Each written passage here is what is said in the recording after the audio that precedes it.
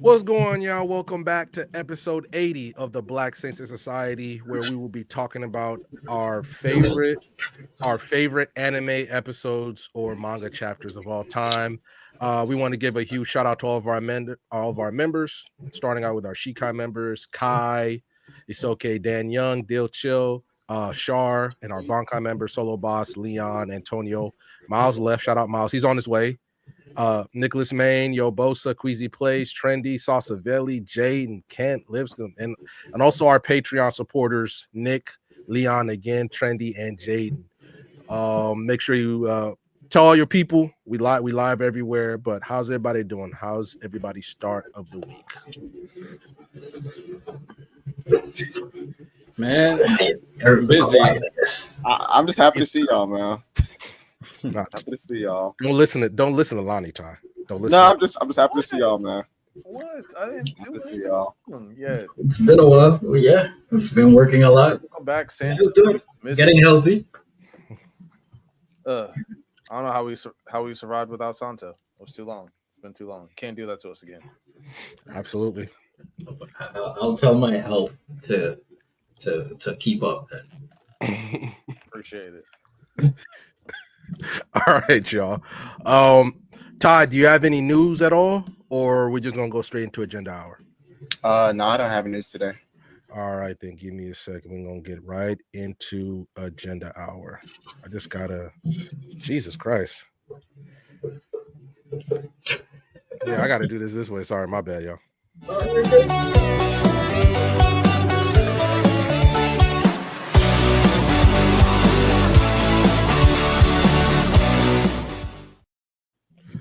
All right, then we are here in agenda hour. We're gonna start off with Santo. You know, he had a little game for us.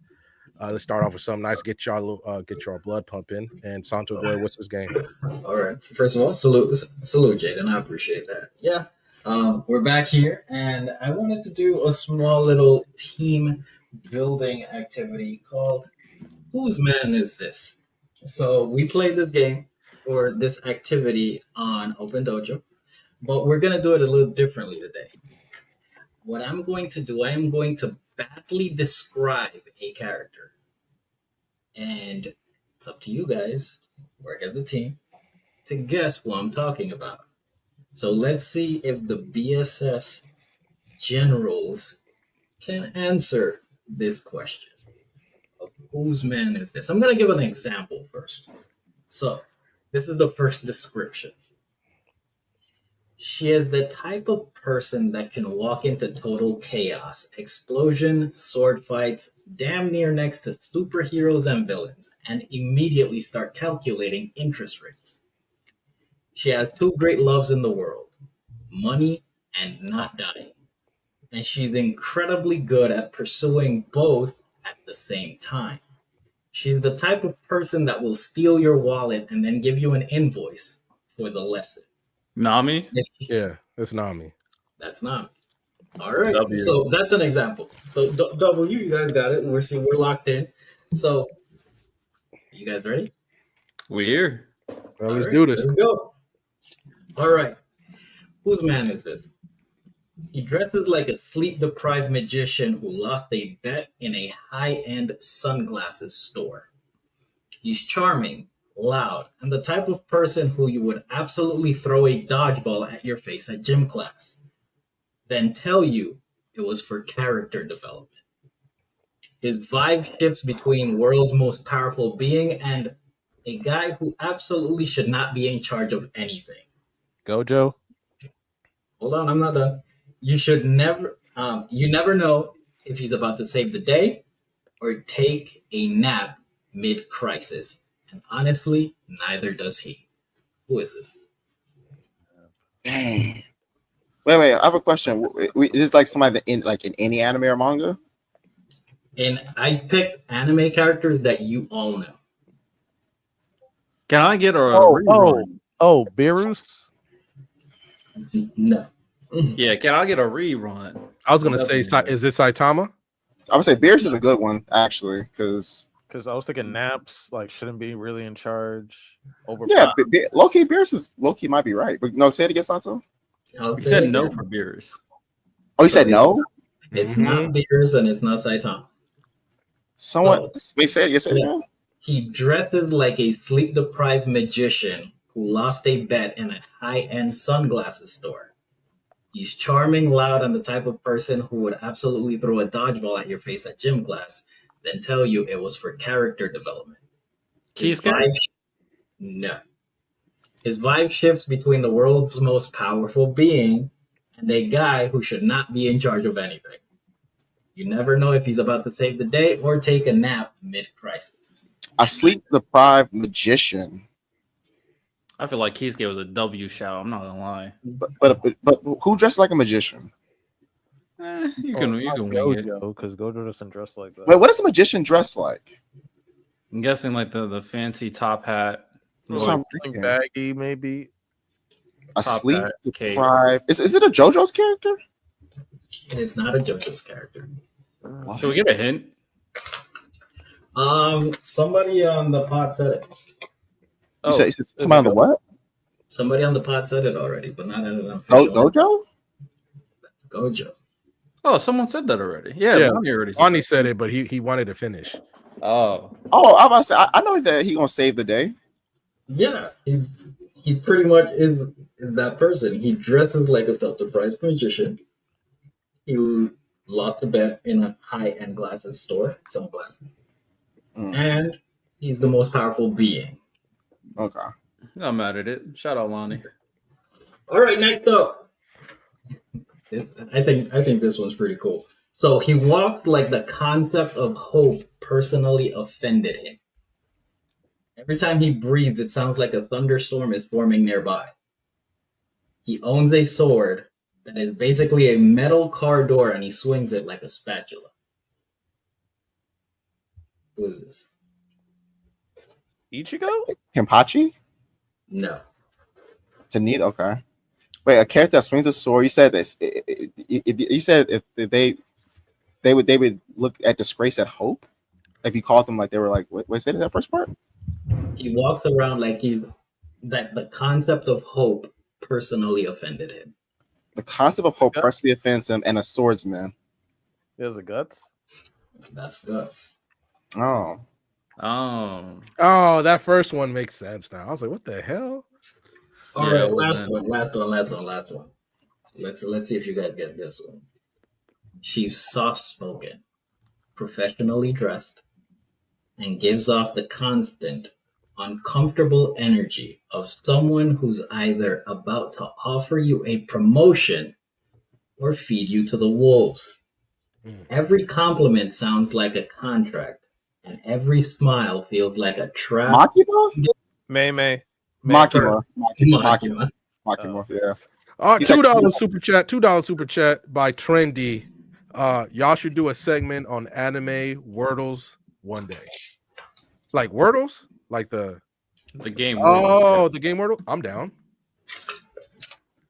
Good idea. Yeah, I'll write that down. Shout out to you, Trendy. That was the ones that I got. You guys got a couple of them. Good job. There we go. W. All right, anybody else got something? If not, I'll go next. Only thing I'll say is our community hit it again. We put up another poll. What was the best anime, solo leveling or free rin? 70% said free rin because y'all know ball. Simple as that.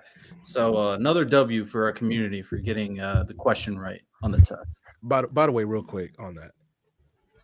Was the new offerings that year so bad that Ninja Kamui won best new anime? Because that's atrocious.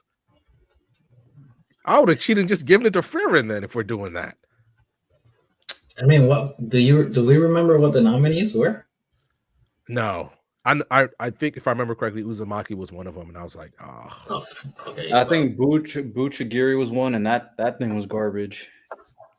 So I mean, give it to the prettiest one, I guess. All right. So, I guess I'll go next. Shout out, by the way, shout out to the chat for picking up and knowing ball. But I wanted to talk to you guys, just get your opinion on the Darth Vader AI in Fortnite. It's been out for a while, so you've seen a few things. They just pared it down, Santo, for where it was when he was saying all the crazy stuff. Mm-hmm. But How do you guys feel about Fortnite having it? And Lonnie, I have some information on the family part of all that.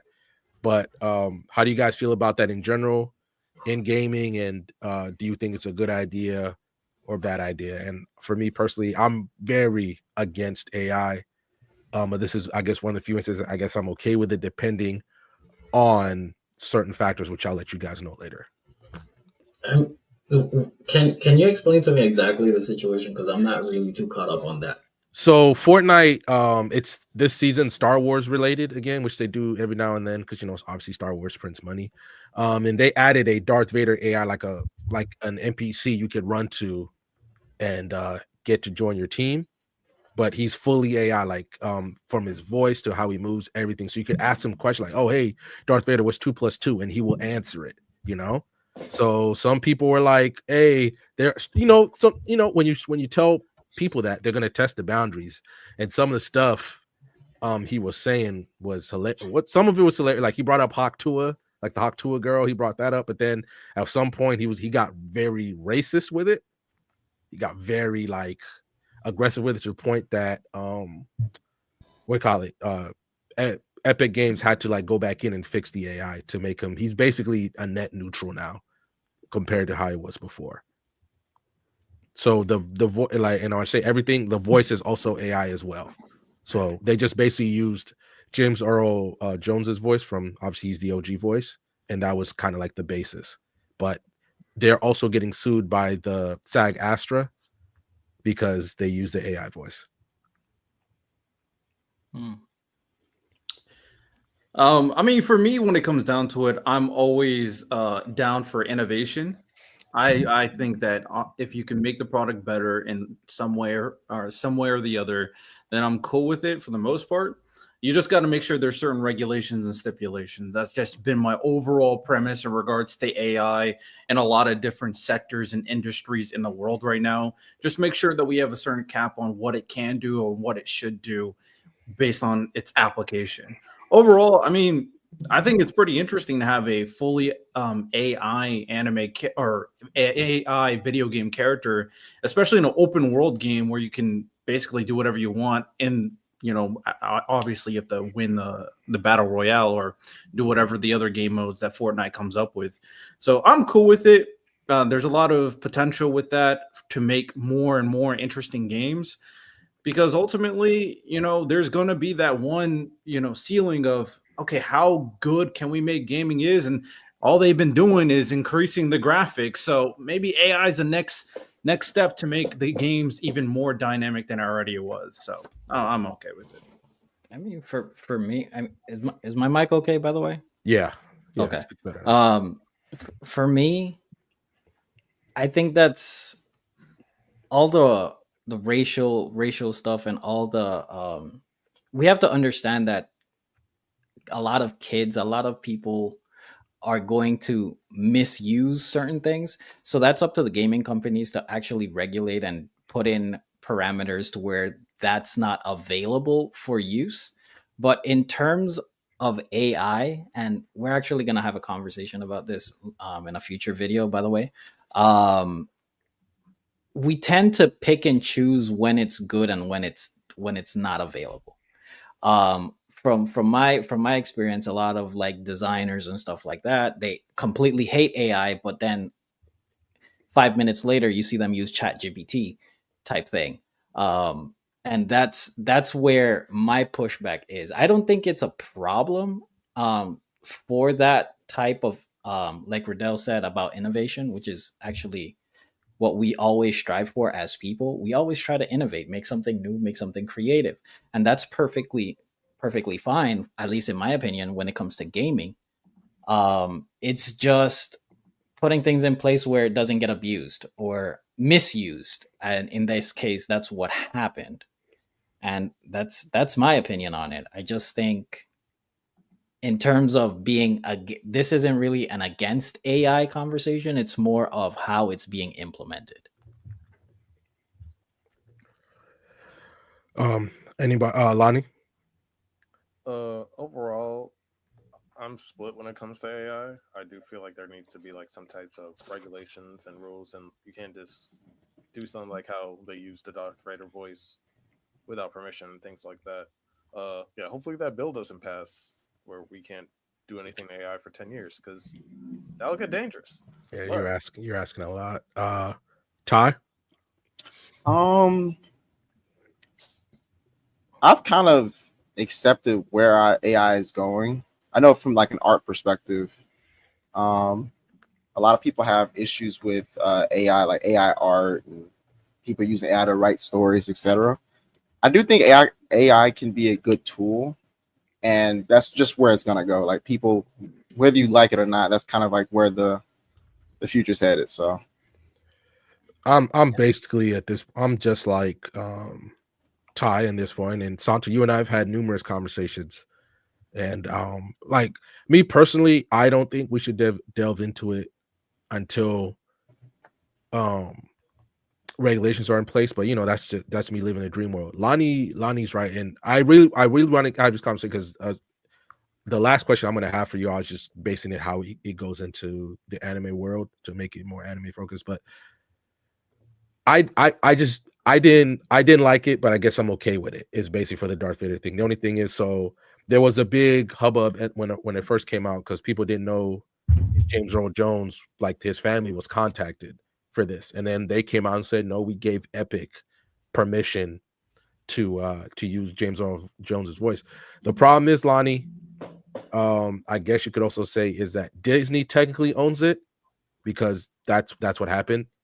And then now Disney owns Star Wars, but there's legal, and then the fact that the SAG-AFTRA is suing, they're suing for a good reason, because if this flies, somebody's always going to take the next step. And Santo can tell you, I was screaming about this years ago.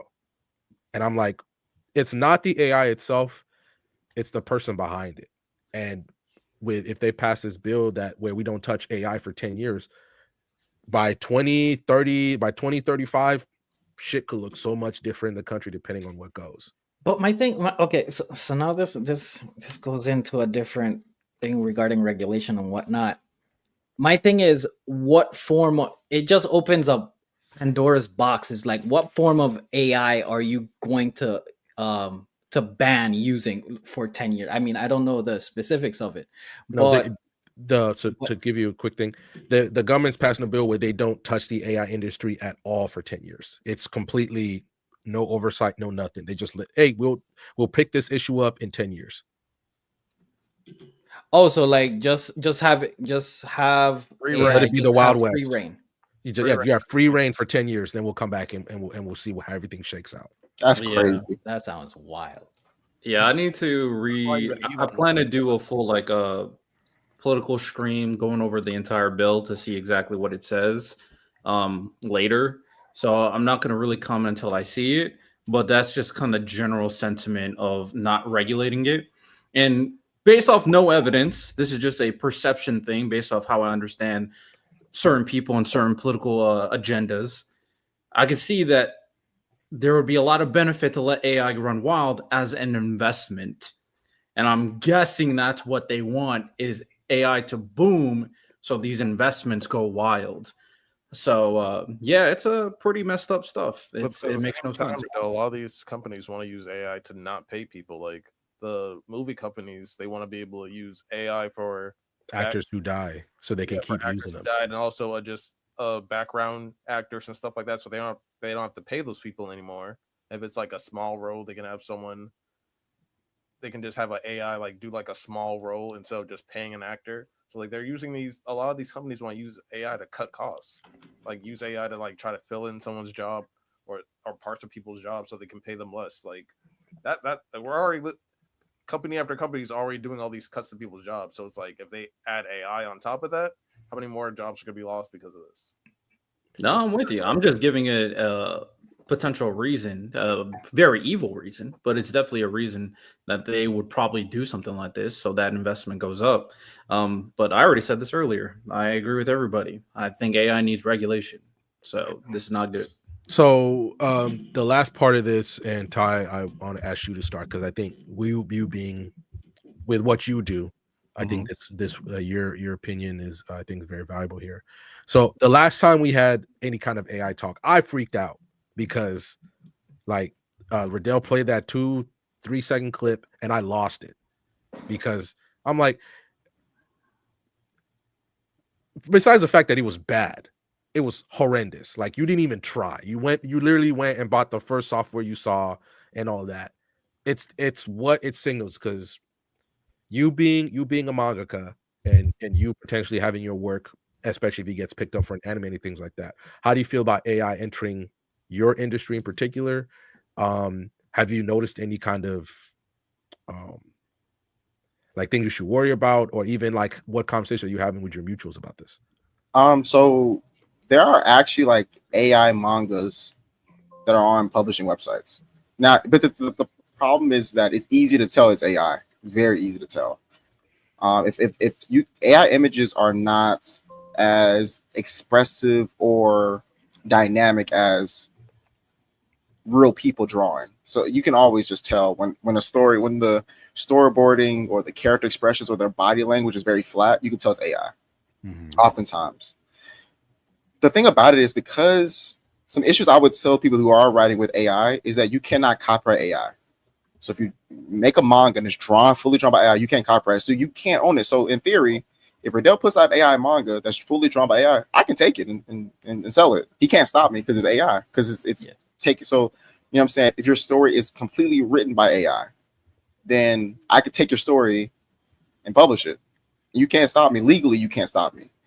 But that would be my caution to other people who are using AI in that way. But for people who are not, I do think AI could be a pretty good resource for people, right? Like, you can put your script in AI and have it check for grammar, give you suggestions, and then you can that can actually be pretty useful.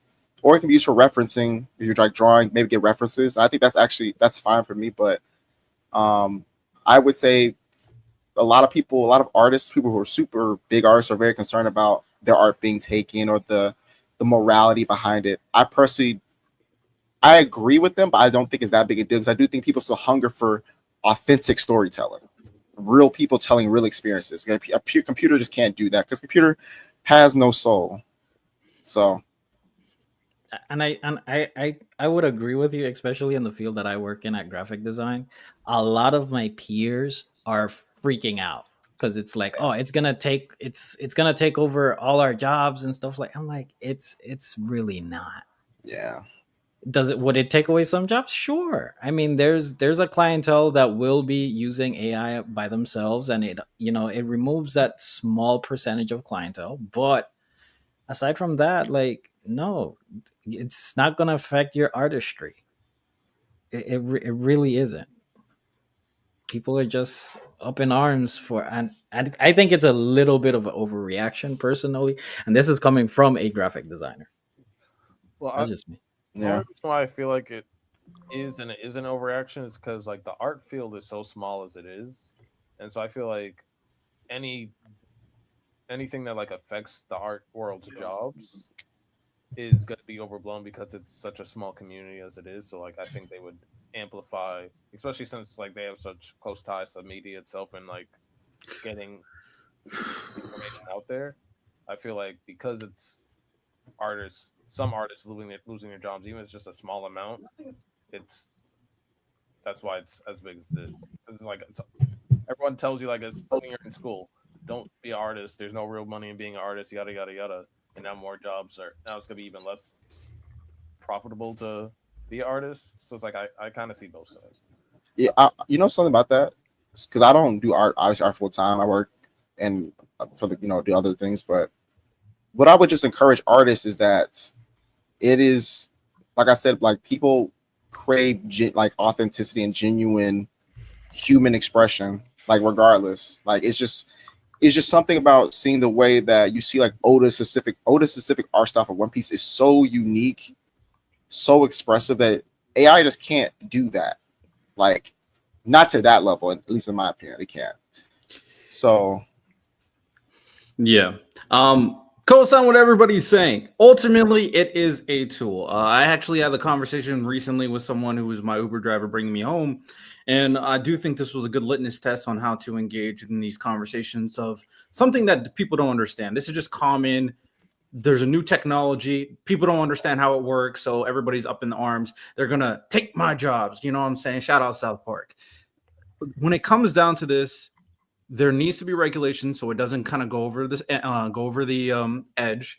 There's been a lot of conversations in terms of copyright law in regards to AI, of course, and it's ever evolving. Now we'll see what's going on with this bill, but a lot of people, artists, musicians have been talking about this for a very, very long time. And we do have to ensure that when it comes to AI, a certain amount of data needs to be inputted into the AI for it to learn. And if you input a bunch of people's art, then eventually the AI is going to start replicating it better and better and better and better. But there needs to be that one threshold to ensure that that AI is not just taking someone's art without permission and all the other kind of ramifications that go from there. However, if we are able to put regulations into that, another way to look at it is that a person has AI, then they're about to do a job. Someone else uses AI to create me a logo.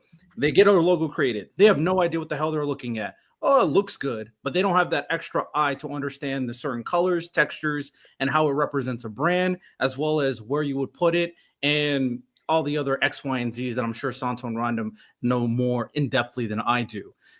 That extra eye is needed to ensure that you get the best possible product. People will take shortcuts, but it doesn't mean much because one, you don't have that authenticity, and two, you don't have that expertise to create the best possible design.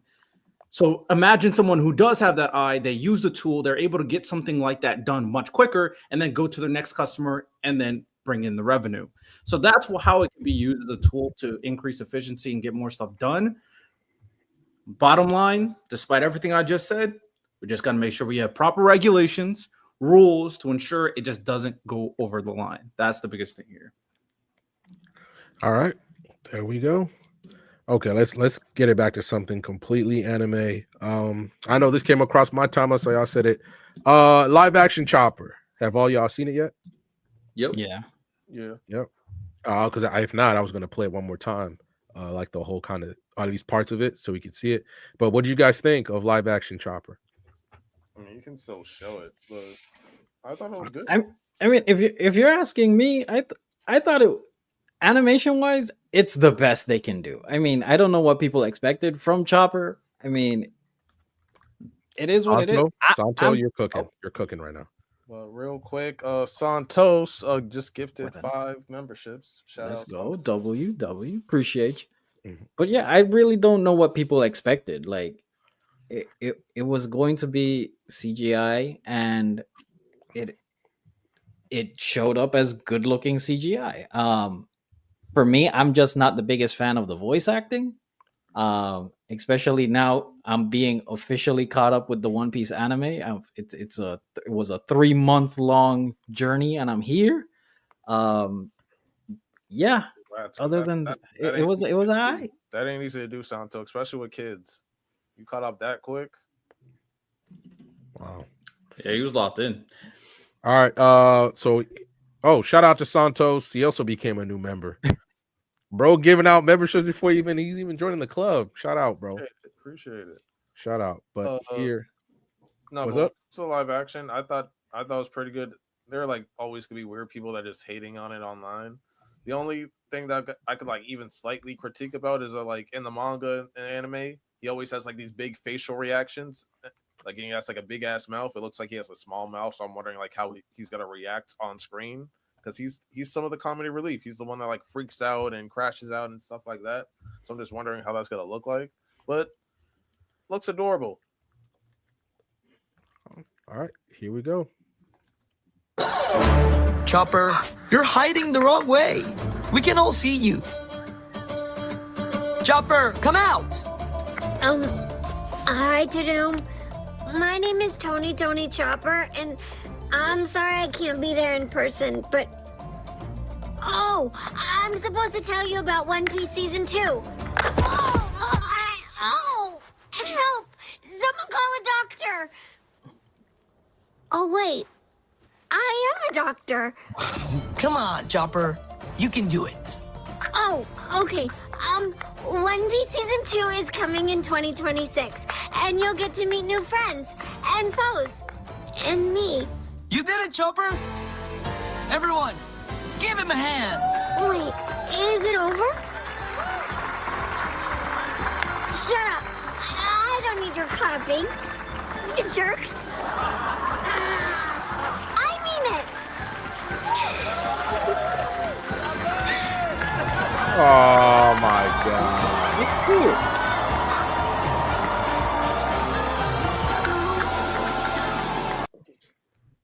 All right. So yeah, I saw people crying. Shut up, random. It's a $5 super chat from Trendy. I'm back, y'all. If y'all had to predict what would be Random's favorite character in One Piece and favorite Straw Hat, that is easy for me. It's gonna be Kuma for sure. I think he's gonna be. way too down the line. I feel like he's gonna be a Usopp guy. Yeah, 1,000 chapters. Nah. Like an Usopp guy. Probably No. a Nico. Probably Robin. Oh, you know what? Robin. I'll say Robin or Usopp. One of those. Robin's the easy one for sure. I feel like that's pretty much a Or guarantee. Kobe. No, not early Kobe. I feel like it's either Robin or Usopp. Oh, I'm thinking I down say the this. line. I respect early Kobe. From the little bit I've seen. Hopefully I can watch. He's gonna fall in love with that hard work trope. Work 200 times harder than everybody type thing.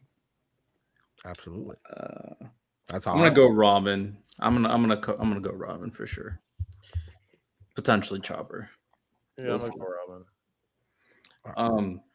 Yeah, I thought the live action looked pretty goddamn good. I know people are bitching and complaining because that's what people do nowadays, but ultimately I was fine with it. As for the voice acting, I was like, this is probably just something I'm gonna have to get used to. And I feel like once I do get used to it, it'll be perfectly fine. And this is my second time hearing it. And I'm like, you know what? Got a little chuckle out of me. The heart grew a little bit. Shout out the Grinch. Yeah, it's pretty good, all things considered. I mean, you only can do so good for that. And I'm just curious to see what happens when Chopper transforms. That's what I'm going to be looking at. How will the transformations look, and how will it interact with all the other characters on set? So that's my biggest question. But W. Now, obviously, this was my first like intro into seeing what Chopper is about at all in the One Piece obviously universe. I thought it was great. I thought it was absolutely great. Like I saw people, well, the kind of give you the reactions I saw like a grown Lonnie, the muscle mommy that cosplays. She was crying, like she was straight up crying watching the reveal. And then you scroll a couple of times and somebody was saying was like the first version of Sonic, and I was like, we don't need to cap. We don't need to cap now. Like That's disgusting. like disgusting work. Like I thought it was great. Now, obviously, the big expressions, obviously that's a whole different thing, like Lonnie said. But I thought even from what I saw, he was very expressive. And this is one of the things where it's just lost. This is the thing that has to be changed because it's live action. It's live action. It's technique for a more Western audience. So they're going to choose a voice actor to kind of match that. And this is where I think the thing is. And even then, I thought he sounded great too. But you guys know Chopper way more than It's I a do. girl, the voice actor. Yeah, but And she's fine. Well, all right, bro. Like, bro heard her voice and said, "I gotta know everything about her." But yeah, I thought it was really well done Yeah, I thought it was cool. for a Netflix property too, Santo. So what? For a Netflix property, they yeah, spent One- some like, money on this. One Piece is like the exception. Like they just throwing a shit ton of money at it. They spent a lot of money on that. And they're cooking. Go ahead, Santo. We'll see. But it looks cool. I'm really interested to see how how it looks, especially when they start getting later on with the whole crocodile and baroque works and all that stuff. But yeah, I mean they're doing a good job so far. All right, Ty, you want to add, or you chilling out? Chopper is a cutie patootie. Cutie patootie. Facts. Put that on a t-shirt. Underdog, put that on a t-shirt. Shout out to them, man. All right, so I'm trying to swallow time because I haven't seen the new To Be Hero X episode yet. I'm still kind of burnt out from the singing from the last one, and I saw your guys' reaction was an hour long. plus your title on Patreon. I said, yeah, I'm gonna take some time. Oh, you haven't seen it yet? I have not seen it yet, but also it didn't help that Windbreaker had a song in their episode, and that shit was fire. And I'm like, if it's that bad, because I'm with Miles, I stand with Miles when it comes to singing in an episode. But oh my god, Miles was gassing it, bro. The main That's why the main nobody song in the the main comment song section agreed to them, bro. They were the main song is cool. The main song that they're using is cool. My I don't want to bash certain parts of it. But yeah, the mixing for me. I mean, because I'm big on okay. that. This might be a legit critique because I mean I ain't gonna question the mixing. Like okay. the mixing for me personally fell completely flat. Like at some points the music was higher than the voice. I could barely hear the voice over the music, type stuff like that. The guy, I mean, I assume that it's purposely not a singer because the guy's voice was woof. He was completely flat while he was singing that entire song. For her, I guess they did it like a song, like a singer progressing type feel, and that's how I saw it. Like when she was singing in the room, I was like, ugh. When she was singing on the street, I was like, okay. When she was singing on stage, it was cool. I mean, I like the main song, but I that's 100% what they were going after. As for the guy was supposed to sound like an amateur as well. That was their roles in the story, and that's why you guys are just Lonnie. You're gonna repeat what you said. You're just gonna be wrong again. So when that it was bad, that it sounded bad. It sounded. You gotta understand the context. It didn't sound bad. No. I understand that you're saying. Hold on, before you go, but you're saying that it didn't sound bad because that's what you're telling me. Lottie, let go real quick. Let me just say this. Let me just say yes. It sounded bad. Thank now, you. That's all I'm saying. If it was supposed to sound bad, if it was supposed to sound bad on purpose, fine. But it is a bit rough. I mean, if that was the purpose behind it, sure. Like, I'm here for it. If that's what they were doing to show the growth of a singer or a musician or an artist beginning from the ground up, sure, I'm here for it. But I mean, it could have been a lot better, in my opinion. Oh my god! You can show that someone can't sing without it hurting my fucking ears. She literally sung really good on our performance. I'm talking about the dude. I mean, he would. That's the whole point of his role in that situation, to not sound good. That's why she was like, "Oh, you didn't sound like you got better." So what it sounds like is both things can be true. It didn't sound good, and that was on purpose. So you guys are saying the same thing, just harping on different points. I decided to go back and listen to it because Lonnie and Miles were being nasty. It sounded better in Japanese. No, Lonnie and Miles were being nasty. How am I being nasty? Inside the reaction. Nope. No rolling it back. Oh, y'all were being nasty. I'm gonna have to see this reaction. Y'all were being nasty. Bro, it was an hour. I said I can't. I'm gonna have to put this reaction on. When you hear the original version, Riddell, get back at me. I know. So what you guys were? Oh, you saw it in dubbed, Riddell. Yeah, I watch it in dub. I watch To Be Your Own Dub. Oh, yeah. If you watch it in subbed, oof. Yeah. Anyway, so when it comes down to the characters, we already went over the boy thing. That's why it wasn't really a conversation. I mean, I didn't really debate him sounding bad. I mean, that was his role in the context of the story. The debate happened when we heard the girl on the street. And then we're talking about, it's the context of the situation. She's emotional. And she's young, all that stuff. We brought all of that up. And then you all were like, nope, she just sucks at singing. And then later on, she sings the exact same song and then sings it good. So that was the original conversation. If we're talking about things that is obvious, then yeah, obviously you sound bad. I actually agree to that. Obviously, she didn't sound the greatest. I agree to that too. But y'all just did not want to hear the context. So it was like Santo. So he's kind of misrepresenting what we were saying. We weren't saying that the character itself was supposed to sound like that. We're saying that the voice actor, the American voice, what I said, was just not like. And then Miles was like, Maybe she can only like sing falsetto. Maybe she doesn't have She's range. saying the same song. I'm Hold not on, hearing hold on, this. hold on, Riddell. vocal Maybe she tone. doesn't. Oh, but you can maybe sing the voice same actor song in very themselves different ways. doesn't have the range. She's or the saying it in the talent. same way. That is what we were saying. We weren't There was saying no drastic for difference. itself. We were saying stuff like the voice actor is mid. The voice actor has a mid quality voice. And then I went back to see the original voice, and guess what? You can still see that.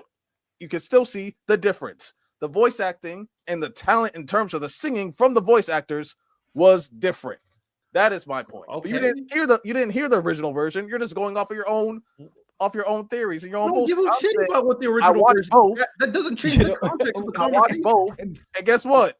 The American one was mid. It was mid. She's a mid singer. No, now you're changing it to mid because bad, initially bad, trash. And she drops a track on SoundCloud, that shit's gonna be ass. So there you go. can't So I don't know sing. why he changed it to She has mid. no He said she was mid. trash at the beginning, and then Miles admitted he actually had the integrity to admit it when he heard the song she sung later on when she was Yes, that professional. one wasn't She was at bad. the concert. That He one was said bad. she was good. But she So still didn't have okay. range. She still didn't she still didn't have like great projection. It okay. was a better song. Okay, yes. if you want to nitpick or sing, I don't give a two shits. The What are point we is, talking about? Well, it's no. Talking about? No, are we saying no? Okay, now we're changing it up. How So are we you're changing saying it the up? song? So you're saying the song she sang at the end was mid now? not now? the That's not song. what Not, you're saying? I literally not the just- I song, literally just Riddell. said it What he's was saying good. is not the song, the Not the song. singer. It's her, the voice actor. So I don't know why I needed to preface this. So you're saying the singer of the song that we listened to was mid. The Yes. sing. Okay, Riddell. Can you meet me in the middle by saying that when she sang in the room and when she sounds in the street sounds different than when she sounds like in the concert? So Yes or no? Sanjay, Just yes or no. No. This let me. I don't know. This do it, question yes or doesn't no. make He sense. can't do I'm it. not trying to trap Yeah. you somewhere. No, listen, Santo. I'm gonna repeat what I just said. In the midst of the reaction, I already said that it was okay. Matter of fact, in the reaction when she was on the street, I was like, yeah, it's not the greatest. I said that verbatim, but I Okay. also brought up the context that Okay. she's in a situation where one, she's an amateur, and two, she just lost the closest person and she lost everybody. So she's also emotional.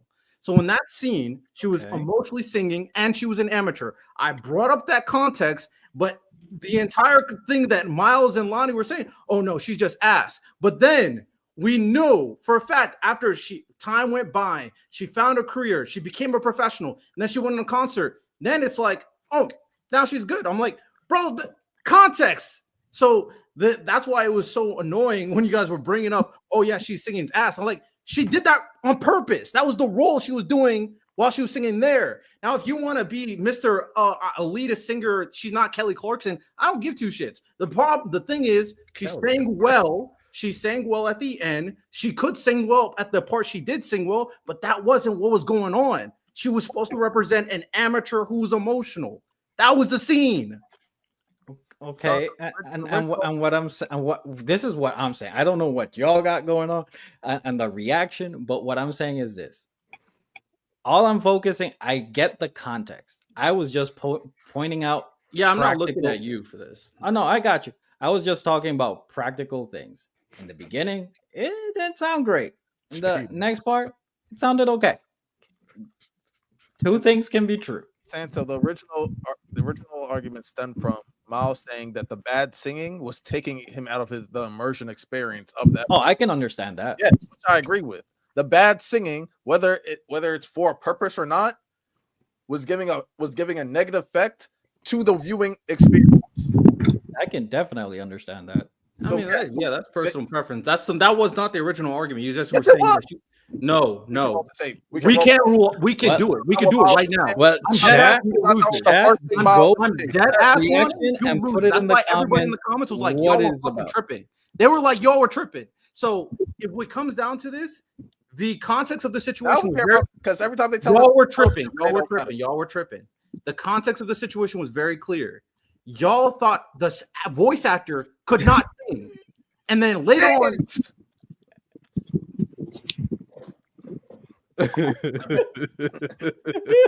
she can't. So now she Yo. can't sing. There's So nothing to do with the story. There's nothing to do with the story. The actor itself is ass. So yeah, that Can't performance later sing. on, voice actor for Lucky Cyan, that performance you had later on, you were ass. Got you. Sure. Oh That's my what you God. said. This not a sure thing. That's what you I said. think Don't go on American Idol. You ain't gonna make it, sweetie. See, there we go. See, now you know exactly what he Yeah, thinks. you ain't gonna That's why I wanted to clear. Don't start your single career. He thinks she sucks at singing. Stay in your lane. Yes. Stay in There your we go. lane. In your lane. I think she's okay. I think she's decent. I think Okay. I think she did well. I think she did well. She did That's the all best I she want. could. Fonto. She did So the like, I don't know why we should have got her. That's all I want. Yeah, Lonnie. Damn, was it really that bad? No, it wasn't. It just overreaction. But I will say to at least to the small little portion of the rough part of the vocal performance took me out of the experience of To Be Hero. I can get with that because I've seen other animes where the singing or whatnot, because I enjoy singing. I enjoy music in anime and stuff. And that could be a little bit of a deterrent for me. And I can understand. That's why I said I can understand that.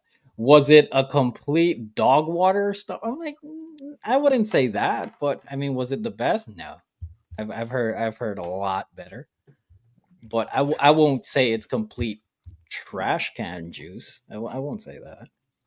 Yo, Todd, do you have anything to add? I mean, that was a whole debate on that reaction. It was a double reaction, though. Because Jaden is just shooting at Riddell in the comments, bro. Yeah, Jaden is sucking me nicely right now. Yo! I'm not even gonna say anything. Oh!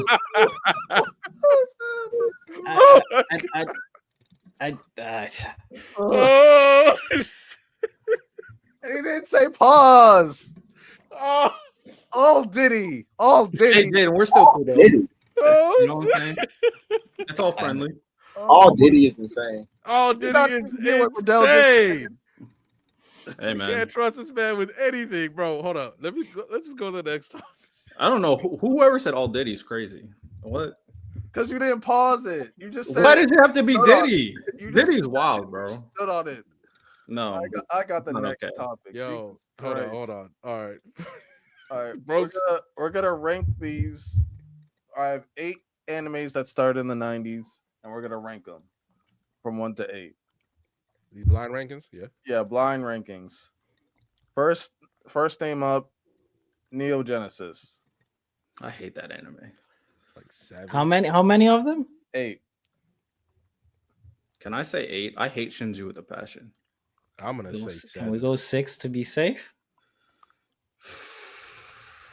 Fine. It's about to be. I mean, it's the I'm gonna 90s. say, It's no, about that's to be fine. some trash. You know what? You're onto something. It could be. But I Ty? also hate Shinji. I guess. Oh my god. All right, fine. 6. Ugh. 6. All right. Next one up, Digimon. Oh, which And one? I wish it was The at first 8. one? The first one? Which one came out on Digimon better than Neon Genesis. You heard me. Yeah. We all agree. Yeah. Which one came out in the 90s?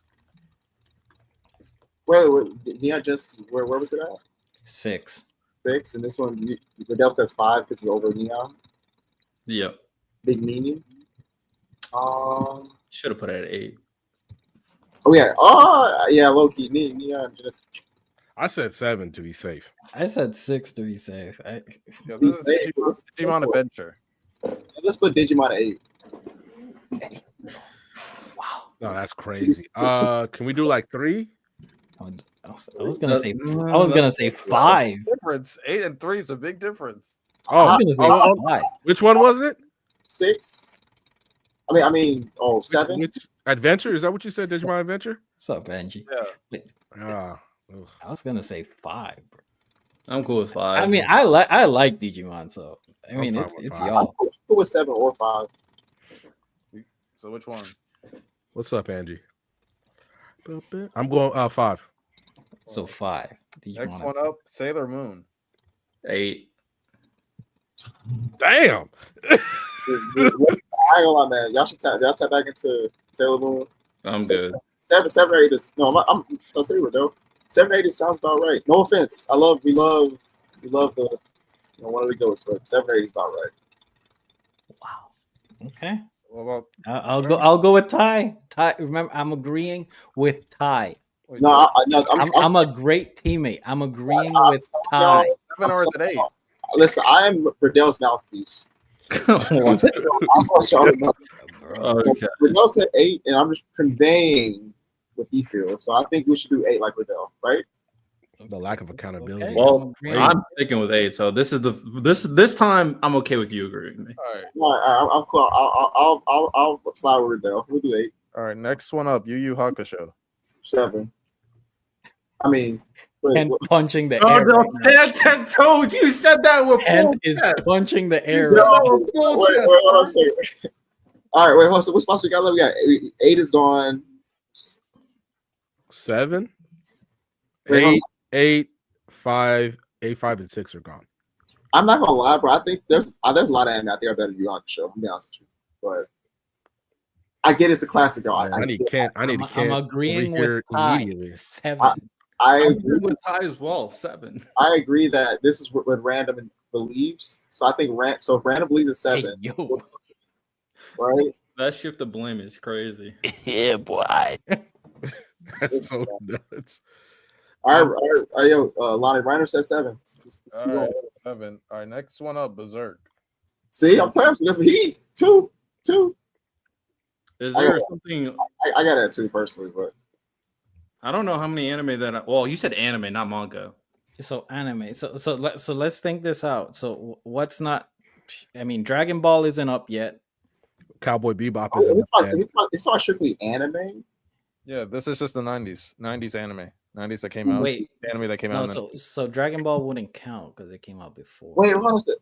No, I mean Dragon Ball count. In the Come on. 90s? Yeah. Wait, hold on a second. Wait, Lonnie, is this when the anime came out or when their manga came out, but you're still saying anime? When the anime came out. Okay, then the 90s, yeah. I'm gonna say 2 because he's gonna say Cowboy Bebop. I'm gonna say 1. I'm agreeing with Ty. Wait, Yes, okay, 97 anime is like I don't think it's number 1. The 97 anime is good, but it's not number 1. Yeah, it's not number 1. I was gonna say I'll say 2. yeah, I'm gonna say 2. I mean, I'm trying to think of like other 90s anime, and there's really nothing there. I'm like, yeah, you're definitely better. So I'm pretty much anything that he brings up. I think the Berserk story clears, and then the animation wasn't that bad. I mean the 97 anime only covers the Golden Age arc. And it's Oh, I didn't know we were just talking. I thought we were just talking about stuff that came out then, but you can count stuff that continued in the 2000s. So but no, wait, okay, hold on. Because Berserk has like 3 anime, but none of them are really good. He said 97. It's the 1990 Berserk. If Yeah. it's 2. Yeah, I would say Dragon Ball is definitely better than the single arc. Cowboy Bebop exists, man. Like it. I think Berserk better than that, but I don't think one arc of Berserk that isn't completely faithful to the manga is better than Dragon Ball. I don't Dragon Ball Z. I don't think that, but I skipped a lot of stuff in that Berserk 97. Well, I got it. 2 or 1. So I'm not. we're gonna go 2. Ty said 2. We're agreeing with that. Next one up, Slam Dunk. Oof. You can do 4. Never seen it. 3. All right, so I'll say 3. I said 4, but I'll I say mean, I'm gonna push sports, so I'm gonna say 3. I'll say 3. I'll co-sign with Santo. The lack of accountability right now. I haven't seen Slam Dunk, so that's where I'm coming from. Slam Dunk's great. I trust his opinion. It does have a hint of racism, but hey, it's great. So does ISO 21. Most anime do. Just a little hint. Just a little hint of racism. Something crazy. A good thing I held back. Don't be restrained. Yeah, after what he said, you can't trust what they'll say the rest of the episode. Drop please in the chat for restraint. All right, next one up, Cowboy Bebop. 4. I'm saying 1. I love Cowboy Bebop. Riddell says 4 people. The people I didn't say anything. You can't. I didn't. Nothing came out of my mouth. So for Okay, y'all.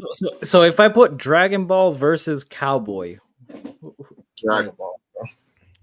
well, I think We're just- Berserk we're just just- won. So I think Dragon Ball's better than. I mean, I'm here. I'm banking that he says Dragon Ball. He Like, will. If he says something Lo- tragic, it's gonna suck.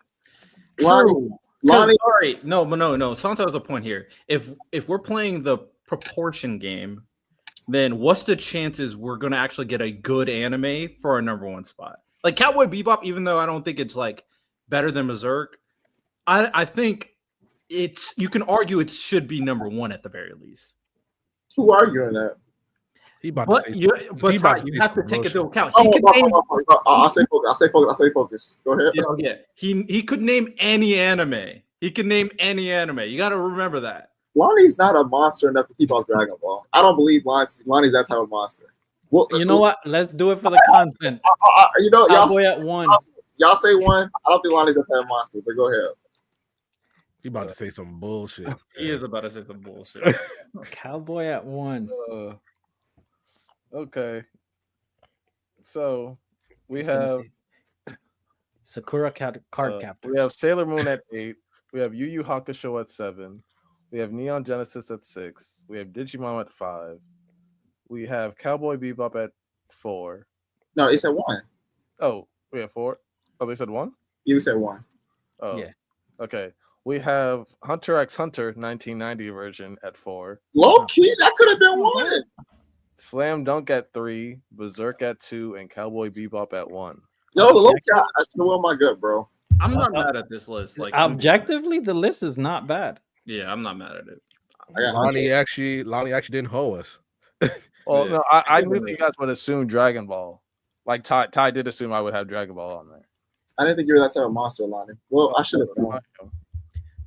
I was gonna say think something even like if we the switched Big it, it O would or have been something. fine. I think it was fine either way. So overall, good list. Shout out. All right then, y'all. We about to get right into our main topic. If you will give me a second. Remember, we're gonna be talking about our. You know what? I'll sit on the other side. What am I doing? I'll sit on the other side.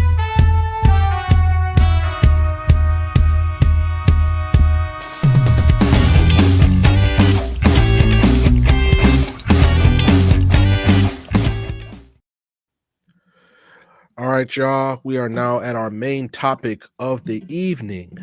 We're talking our favorite or what you think is the best anime episode or manga chapter of all time. Basically, I just really wanted to talk about just favorite episodes. I was rewatching the saga of Tanya the Evil, and I'm just having a lot of fun. The episode where she basically Lonnie, she tries to get like injured so she doesn't have to fight anymore. In that episode, she's just a fucking monster, and I really like that episode. It just had me thinking. So what are some of you guys' favorite episodes, or what do you think is the best anime episode or manga chapter of all time? Santo, you want to start off? Okay. The first one I instantly thought of was actually an anime that you and Lonnie put me on. That's ReZero. Season 1 finale of ReZero could go down as one of the best anime episodes of all time. Like from you see Subaru's growth in the beginning. Mhm. Literally, he's overcome a lot of things to where he's now getting a little he's feeling himself. And then Betelgeuse shows up and completely obliterates every notion of him being prideful. Like, nah, there's levels to this story. Also, Rem's death in this thing they're showcasing how strong she was. And she got packed up with the quickness in front of Subaru, completely breaking him, torturing in front of him to where a character like Betelgeuse is he's over the top. He's very over the top with who he is. And he looks at Subaru and he's like, you're being fake. Like, what is this fake anguish that you're going through? Like, what is this fake pride? Like, I don't believe you. And he kills Rem in front of Subaru to prove a point.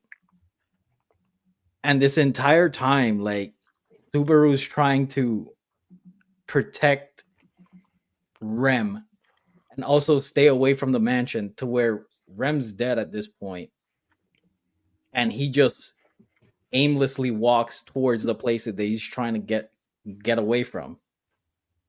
And when he finally gets there, he sees the entire slaughter that happens, and it ends with Puck just completely upset and decapitates Subaru.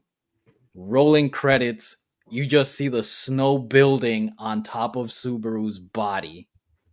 End credit scene, it just replays again. And now Subaru's going into his, like, he's upset arc. Like, it's phenomenal. I had to rewatch it because it's so great. That's the first one I thought about. That's a good pick. That's a great pick. There's a few episodes like that I think ReZero could even already that I think you could put on a list like this. I think just even the start of the third season. You want to it's just like that ending sequence, just you're just stuck. But Lonnie? We're doing favorite anime episodes, and I'm gonna do the final episode of season 1 of Tokyo Ghoul. When Ken Kaneki becomes Himothy. It's ultimate hurt people. How much are you willing to take from others until like you finally overcome it? How much of your own frustrations do you push down? How much do you like hold in, and like what are you when you don't hold in anymore? And I thought it was portrayed beautifully. 1000 minus 7 is iconic. Fuck Jason. Also, thank you, Jason, for all the good work that you did. Yeah, just Tokyo Ghoul. It's my favorite. Before we continue, I do have a quick question regarding this. In y'all making these selections for your favorite anime episodes or manga chapters, what was y'all's criteria? I'm very curious to see about that, because for me it entailed, music, cinematography, all of that, but also impact to the story, climax. It may be a character development moment. It might be a fight. It might just be just a very sorrowful moment to propel the story forward. What were y'all's criteria regarding that? I'm a specific case because I only really connect to like maybe a handful of characters in media, and Ken Kaneki's one of them, and that's like my favorite Ken Kaneki moment. So Real? Yeah. I mean, this one's hard unless I deep dive and go super analytical. I could maybe come up with the criteria, but I went simple with this because I think that was the best way to approach this one in particular. So I thought of two things. First, which episode I got that rent free in this mind over here. The memorability of the episode, and obviously the enjoyability of the episode. Now, I can break down the criteria of why it's enjoyable. I'm not going to do that. But ultimately, it's just what leaves the best impression and what is the most entertaining. So pretty simple. Pretty simple. Real? I was going to name a few episodes I like, and then probably my favorite episode. Episode I really like in My Heroes, obviously, Endeavor vs. Nomu. That episode lives rent free in my head. I don't know. I love it so much. Another My Hero episode I love, obviously, when Bago put Deku on his ass and gripped the nigga head like a football, like we ripped his head like a football into the concrete. I'll rewatch that religiously, actually. I love the Attack on Titan episode where they had to decide between Armin and Erwin. That joint had me emotionally torn. I love Naruto versus Sasuke when Naruto goes in Nine Tails for the first time. But I'll probably say my favorite episode, low key, might be One Piece 1015, where Luffy pulls up on Kaido and Big Mom. Like the storyboarding and direction of that episode was generational. It was that got me. That made me view One Piece story just differently, bro. I don't know what it was. I was like, this is epic. That shit was epic, bro. Then probably the episode Sukuna versus Jogo and Megami versus Toji. So probably another one of my favorites. But probably One Piece 1015, probably my favorite anime episode of all time. Is that I can actually be in this conversation now, this One Piece conversation. Is that the part where Luffy walks past both of them and talks to Kinemon who's on the ground? Okay, yeah. That episode was beautiful. That was tough. Like when you hear Yamato reading Odin's words and then you see Luffy like enacted, it was beautiful, bro. It was so beautiful. Oh shit. Okay. Amen. Anybody else want to add one? I'll throw mine in there, of course. All right. So yeah, I just kind of thought of some things. They're all very different too. So one episode that I like, and I don't know if I remember all of these completely from beginning to end on what actually happens in the episode. So I could be somewhat wrong. But one episode I really liked is an episode from Bleach. Oh my goodness, Bleach praise on the podcast. It's kind of real. Oh my god. Anyway, Bleach. One of my favorite episodes from Bleach is when Ichigo finally turns on. Not finally. When Ichigo comes back after the training with his dad and goes and confronts Aizen. That episode was so good to see Ichigo kind of have this kind of new look. He kind of looked badass for sure. We have Rangiku crying with Gin and Gin looking at him like, oh, you're finally ready. And then how he palmed Aizen's face, threw him down and was putting in work was just fire. And also Mugetsu, one of my favorite transformations in all of anime. That thing was just cold. So that one's up there. Ending of Code Geass. I'm not going to spoil that one.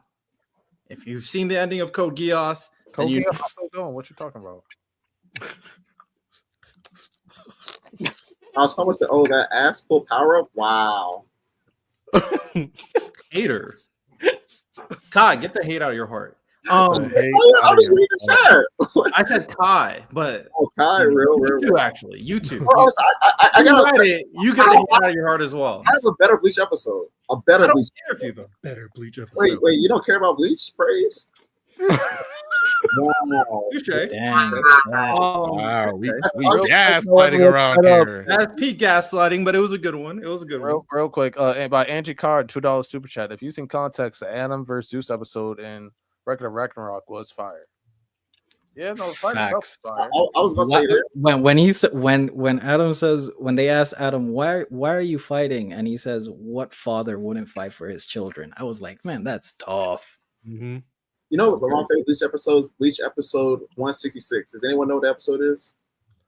I feel like it's something nasty. So I feel like that's what's going on. Y'all not Bleach fans for real. Y'all don't. It's probably something with Chad. Does no one know Bleach episode 166 is? What is? I don't remember episodes. I'm not Bleach fans for real. Y'all not Bleach fans. Why don't you remind me, Ty? What is it? It's Ichigo versus Grimmjow and Weko Mundo. I can't believe you guys don't know the episode. I can't believe the Bleach fans don't know the episode. And the reason y'all don't know the episode is because y'all weren't there watching it back in the day. See, when Toonami, it's the thing called reruns. I remember watching episode 1 of Bleach to 160. Oh shoot. See? Do you remember what episode number the Sasuke versus Naruto fight is off the top of your head? 130. It's like 133. I gotta fact check this. Yeah, I think it's the last. I think it's the last episode of the fight. I think it's 130. Numbers, and never mind. Fuck him. I mean, hey. Wait, is that it? I don't know. I'm checking. I think the last part is 130. It's like 133. I don't pay attention to episode numbers. I'm not gonna hold you. I don't pay attention to episode numbers. Right. I'm a fan. Listen, I remember episode 166 is special because I remember watching episode 166 of Bleach where Ichigo slices Grimmjow after Orihime said, "Don't get hurt again," and then we went back to episode 1. That happened like 2-3 times. I was excited for the conclusion of this fight for so long because I had to wait years to see it. Because how it was back in the day. You know, these new fans, y'all spoiled, man. You new Bleach fans like Riddell and Lonnie, y'all are spoiled. Y'all didn't have to New Bleach endure. fans? I've been Y'all didn't have to endure that. Bleach fan since That's why volume 3 episode came one- out. What are you talking That about? is why episode 166 is engraved in my brain because I remember having to watch the reruns over and over. It's I wasn't watching. I was reading Ty. I was reading. You did, but you wasn't paying Volume 3 attention. came out. That's Yeah, how- I mean, Y'all, you see, y'all not. I was watching Bleach on Toonami as middle well. school. Same with Naruto and Inuyasha and Cowboy Bebop, all that stuff. To kind of wrap up, another super chat. I thought you were gonna pull it up. My I got bad. it. I got it. $2 super chat by Angie Carr. Shout out to one of the goats. DBZ Trunks' first appearance against Frieza episode was fire. It absolutely was. Because I remember that moment. I was like, wait, you tell me Frieza survived that shit? I'm like, they're cooked. I was freaking out the first time I saw the episode. And then my favorite character in the entire story pulls up. I love Future Trunks. Shout out Trunks. That was a very good episode. Yeah, so the Bleach episode, I'm glad we got some Bleach praise in the podcast. We just need to normalize it a little bit, you know what I'm saying? It is normal here. Code Geass final episode. You guys are crazy, man. I haven't said anything, all right? I'm just saying we gotta normalize Bleach praise. I thought it was already normalized here, but I guess I'm in enemy territory. Enemy territory. Great. Code Geass ending was great. I also really like someone said in the chat, shout out Jaden. Promise Neverland episode 1, one of the best episode 1s in anime history for sure. It really set a tone that was extremely unexpected if you don't know what Promise Neverland is about when you're going into the anime. So amazing episode 1. And then a couple like manga chapters that I was like, you know what can I bring up? Some easy ones. The plot twist of Attack on Titan with Eren Yeager, the iconic meme where Eren is speaking in Grisha's ear. It's amazing. It's just amazing. That favorite manga, amazing chapter with the GOAT protagonist, of course. The One Piece bounty reveal chapter. Don't worry, Santa, I won't spoil it or random. But when they did that chapter, when they revealed all these crazy bounties, everybody was going like, "Wait, what? Whoa, what?" So that's just that's just something we as One Piece fans wanted to know for a very, very long time. And then this is just an example of a moment that obviously I was hateful. I didn't like. I was sad. But there's no doubting it's an amazing chapter for the context of the story. And that is the Chainsaw Man chapter where Power dies. So that one is just going to be rent-free moment, period. So that was just how they kind of built everything up. And then what happened afterwards was great. So those are some of the greatest chapters and episodes that I thought of off top rip of my head. So, shout out. One of my favorite chapters in all of manga. Let me see if y'all know what this one is. If y'all got the dome. It's gonna have to wait because Angie Carr just sent in a $2 super chat. First appearance of Escanor versus Galand was fire. No, Angie, Escanor versus Estarossa. Also a peak episode. Cooking there. That was a cooking. Escanor, anything Escanor is basically cooking, to be honest. Still bring it up every time we talk about him. The minute he's talking to the angel and he's like, fuck that. And he jumps on top of her. He's like, I don't like looking up at people who are weaker than me. That's a fucking bar. Facts. Escanor. Top tier talker. Elite promo game. All right. You guys want to add any more, Santo or Lonnie? I got a couple. Ty, you were going ahead. I don't see if y'all knew what Bleach chapter 162 was. Oh my God. I would hope that y'all would know. Yo, nobody cares about these numbers, bro. Wait, I care. I care. Yeah, no one cares. So tell us what happened. I'm no one. Riddell, that wasn't kind. Just kidding. No, Ty, you're a great person. It's the episode, the chapter where Bleach Ichigo does his Bankai for the first time. And fun fact, it is the first chapter that is in full color in Bleach. And no other chapters like that. I don't know if y'all noticed that. It's first chapter in full color. I've never read Bleach, man. I don't know why you're telling me this like I'm supposed to know. Yeah, I can't name chapters. I actually had to look up certain chapters for this topic. The chapter, well, at least my recent favorite chapter is chapter 139 of The Beginning After the End. To me, it's a top 5 ever get back moment. Like hopefully it's a different studio that animates that in like a good 2-3 years. But yeah, no, it has everything. It has that. No, it's not you. It's something else. Sorry. I'm sorry. No, just to me, like in terms of like Mustang has like probably like the greatest get back moment. Gone has a great one, but to me, like this one's just right up there with the rest of them.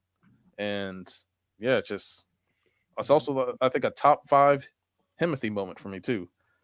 So yeah, chapter 139.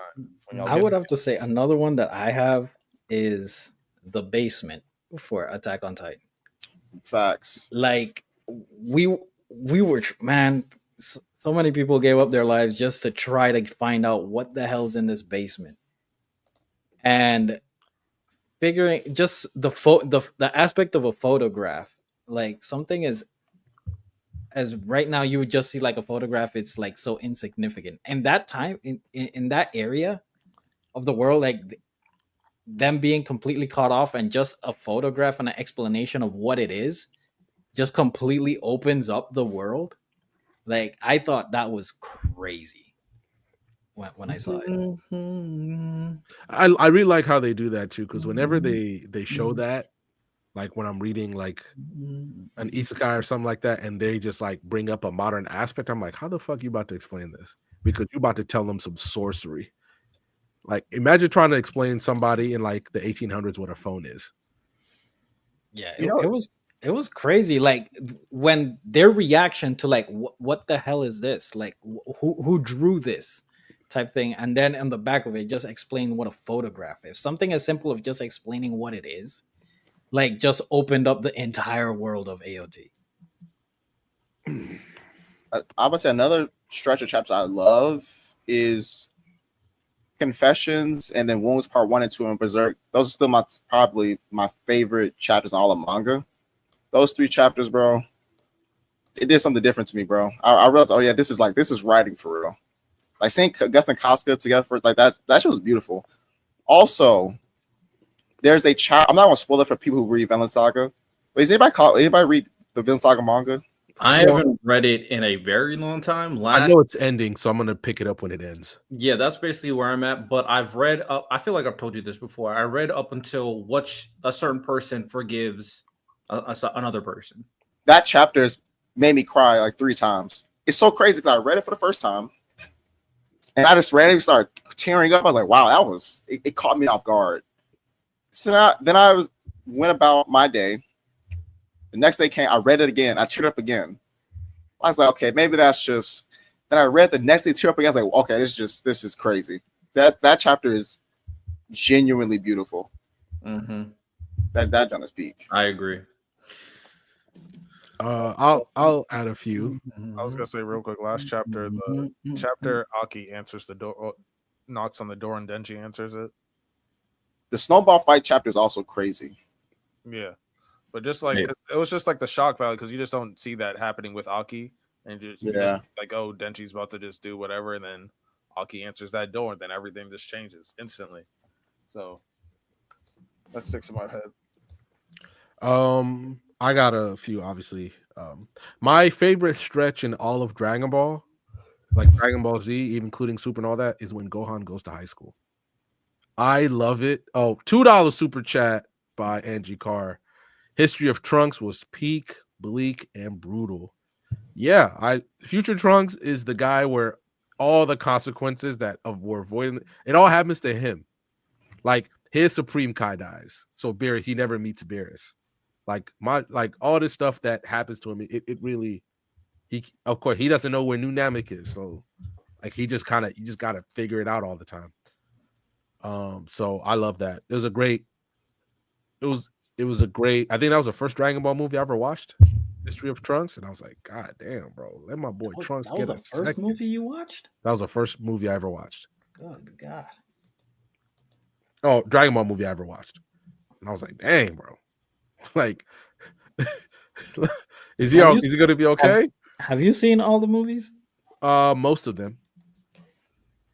Okay. I think the only one I haven't seen is Because I don't count seeing it on with Dragon Ball Abridged. I don't count that. I don't know. They be cooking over there. I don't know why. They do though, but like that doesn't count. That's not what actually happened. Shit. Might as well. It's not canon anyway. Also, another fire chapter is when Frieza kills Vegeta. That chapter was great. When Vegeta's begging for his life, begging for help. Mm-hmm. Oh yeah, he's begged Goku to kill Frieza because he had to die by a Saiyan. It's on fire. Mm-hmm. Shout out the episode where Goku turns Super Saiyan to kind of connect that as well. Real amazing. One of the first big iconic transformation. And then another episode that really sticks in my head, or moment or whatever, is Lonnie's brought up a whole bunch of times when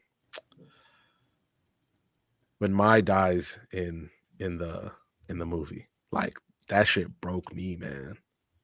That like I was crushed. I'll never watch it on stream. Never. Like crushed. Like for them to pull the trigger like that was like, bruh.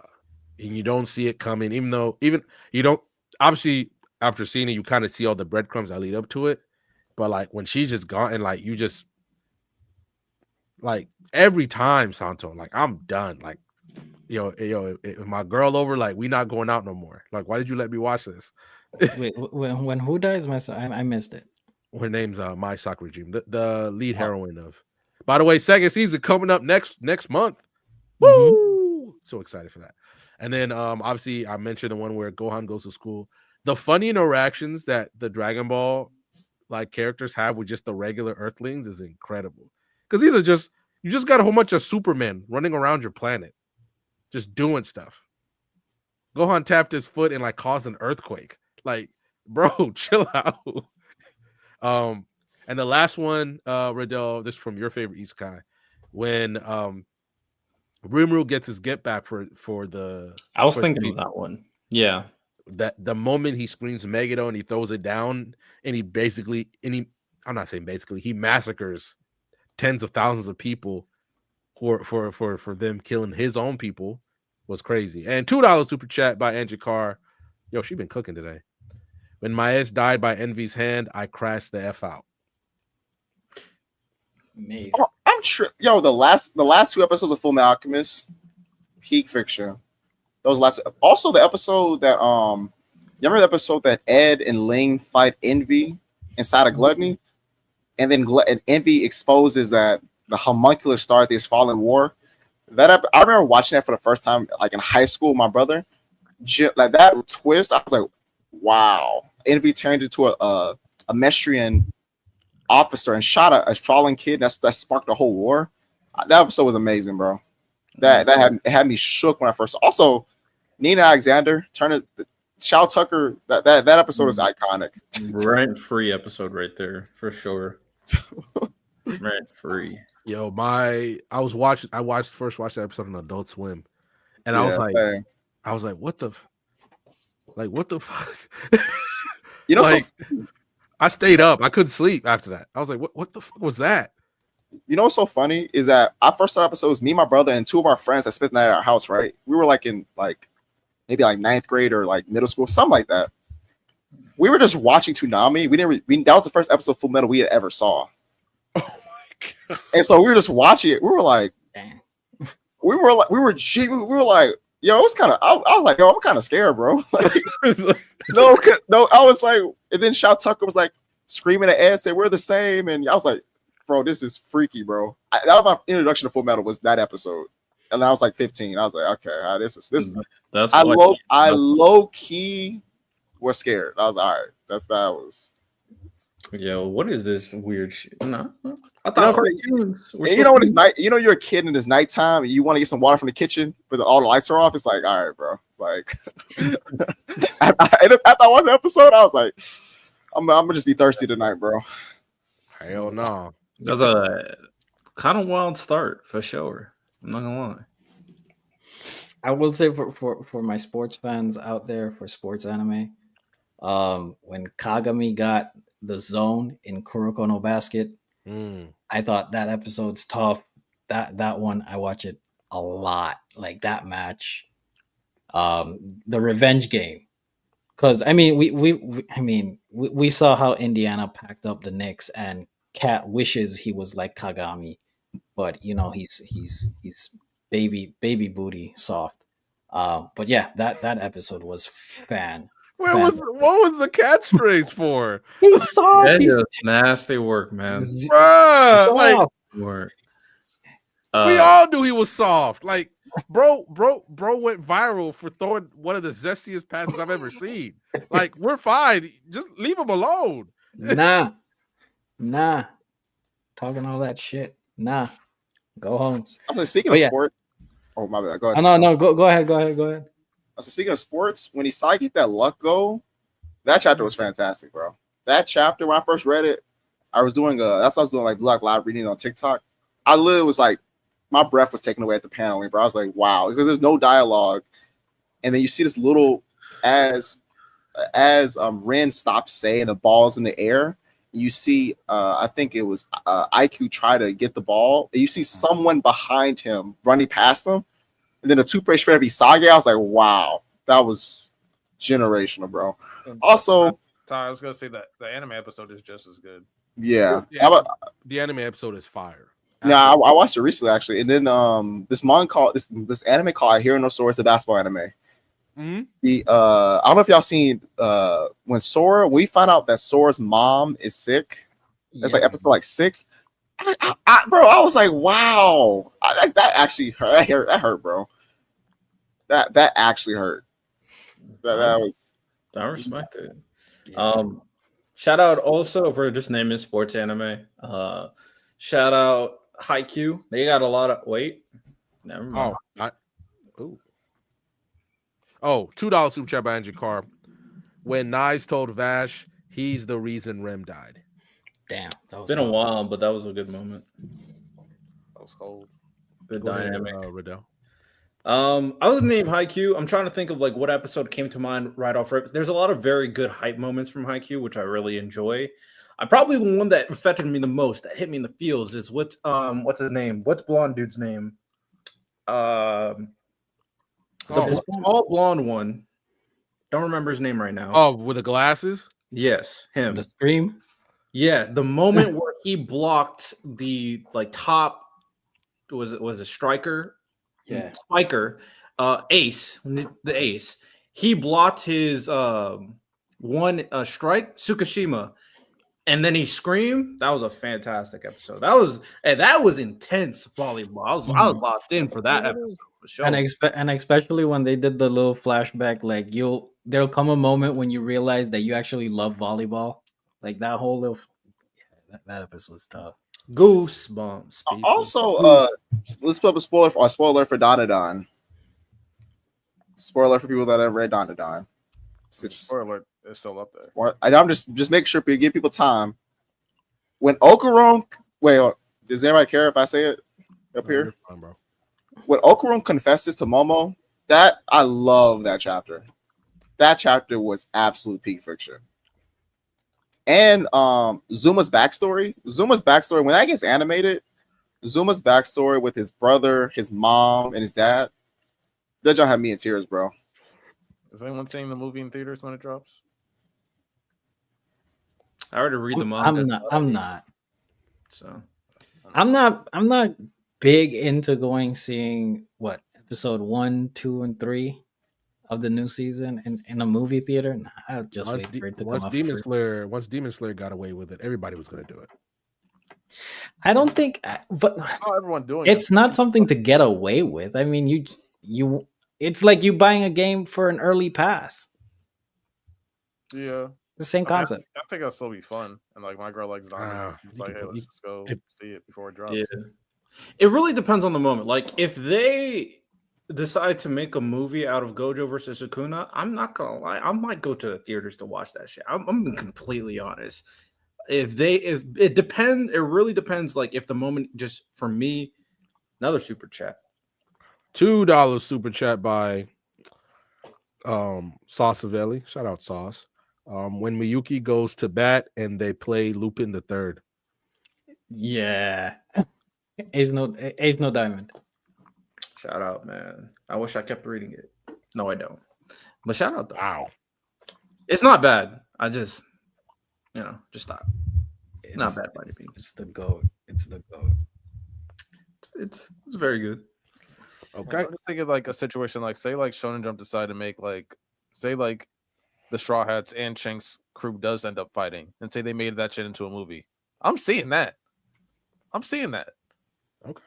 Or if it's like And, the Black okay, Bear crew versus the Straw so, Hats. so if they start a season where Shank's crew is fighting Blackbeard, but that's the season, that's the upcoming season, the Like a month first away. 2-3 episodes, and it'll be a month after it comes out in theaters. Like, Yeah, I'm seeing not mad if somebody wants to go watch it and watch it early.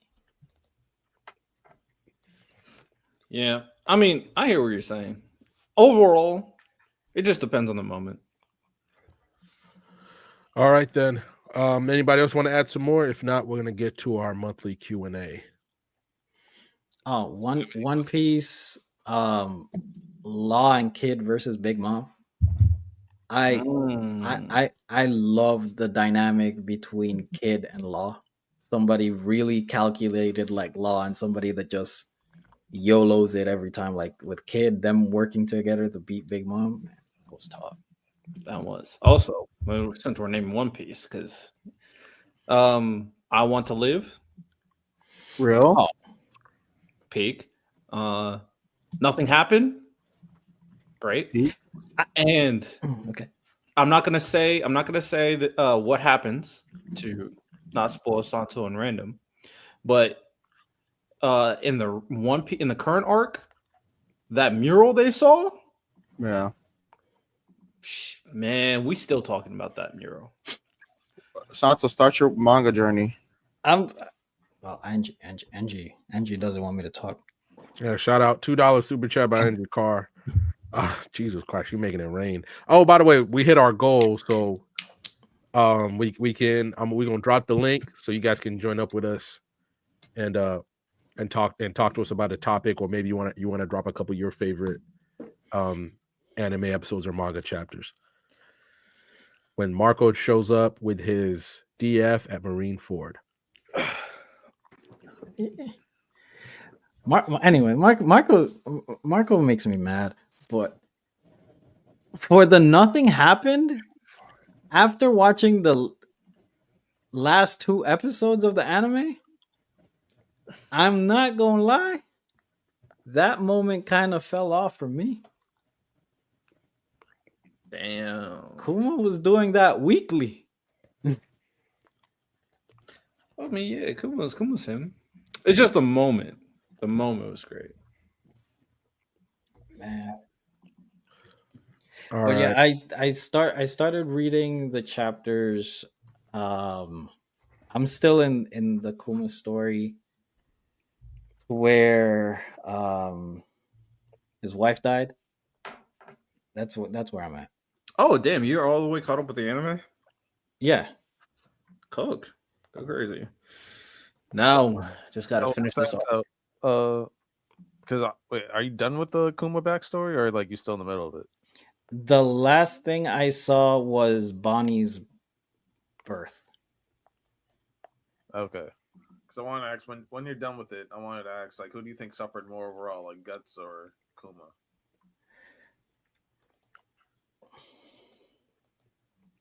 Kuma's entire life is struggle. Real. Like, based on, if you're talking in terms of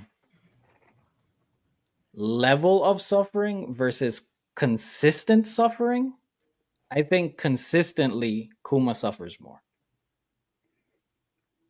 In terms of level of suffering, I mean, Guts. I would pick Guts. I don't know if you can really do. But there's still like a few more super messed up things that happen to Kuma that you haven't read yet, I think. I would say being a slave. I mean, Well, don't spoil it. He's reading it right now. Yeah, he like I said, like, some of the super messed up stuff happened that he hasn't read yet. wait. I thought you know that part already. He Well, knows that that one. one. I'm just in that case. he was a human okay. slave and all that. Yeah. Yeah. Oh, my bad. Yeah, but there's still like a few more things that happen where it's like, all right, That's what I'm saying. Like after the fact, then I want to like ask you. Okay. Yeah. I should if you guys give me like 3 weeks, I should be caught up with the manga. I'm about to say, I feel like the only reason that it may be portrayed different, if Kuma's story was in Berserk, the portrayal would be crazy. Raising He wouldn't function. just the aspect of raising Bonnie is crazy.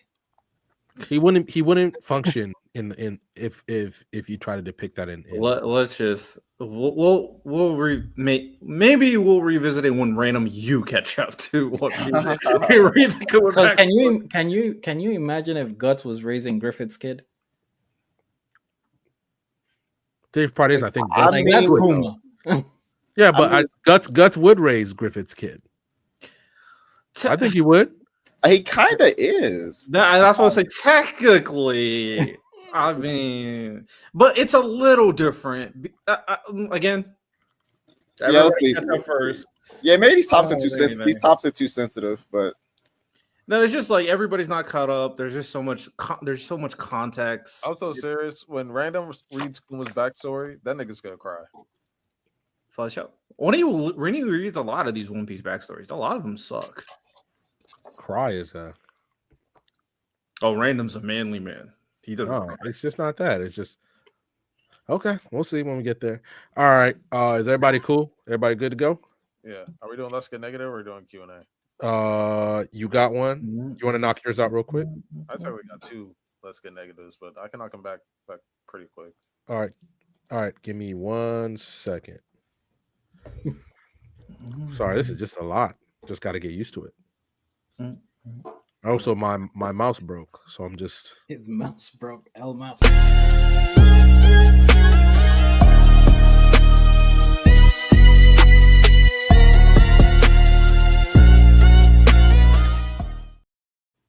All right, hold on, Lonnie. Let me make sure I prep everything for Let's Get Negative here for you. You don't really need to change anything you don't want to. Oh, okay. No. Well, the first one, I don't need to be in the big screen. The first one, I'm kind of just agitated and really sick of Netflix, and they're Sorry, it's just You're almost there, random. There's scenes on the. yeah. Like I said, I don't need the big screen for this. I'm kind of sick of Netflix. Oh, that's what you're talking about. Okay, I got you. Long-winded releases. Stranger Things has been going on for far too long. The final season, which is taken like 3 years for them to finally make, they decided for no reason the first 4 episodes are dropping November 26th for the final season, and then they're gonna wait to drop 2 more episodes. No, the next 3 episodes after that are dropping on Christmas, and then the final episode is dropping on New Year's Eve. What series are you talking about again? Stranger Things. They're breaking up the final season into 3 releases.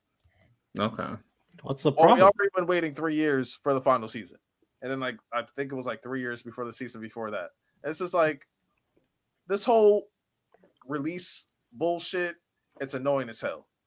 And like when it comes to like their other shows, like they're taking way too long to do. Like Wednesday, they've taken so long to film season 2 that the little brother of Wednesday is like double his height, and it's supposed to be like the next year. It's just like, oh, it's our sophomore year at the school, and he's already from like looking like a middle schooler to looking like he's a senior in high school. So Netflix, I don't know. He looks huge, Santo. Look him up. Lonnie, I've seen enough Danny Trejo movies to believe that he's 6 feet. He's my height. He's 6 feet. This nigga He's was like 5'5". 4'8". He was 4'8" in season 1. He was a kid. That's fine. You can film certain ways to make him look not that tall. That's If you fine. look at the before and after, it's daunting, Santo. Like he's shorter than Wednesday, and now it looks like he can dunk on that hoe. It is. He looks big. He looks like Hey man, 13-year-olds go through a growth spurt too. yeah. It's wild. I'm just sick of Netflix with these long-winded releases when they have they have all the money in the world to do what they need to do. Now they're making studios and all this other stuff, but it's just like, oh, that's annoying. But the real let's negative. I've been silent a few weeks on the beginning after the end. I've been real silent. And Santo, usually I've been nitpicky, but this has nothing to do with the animation at all. Nothing to do with the animation. He said silent. What have I said last? What did I say last week about it? What did I say the week before that? Name one thing I said about the episode?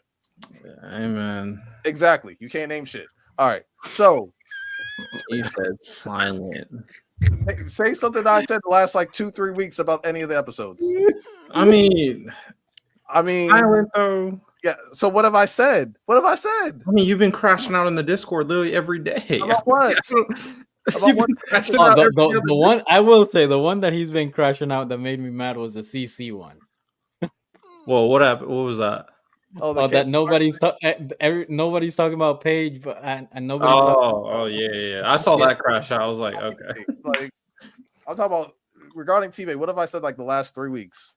I haven't said a damn thing. I'm just saying you may have not said it on the podcast, but you've been very vocal.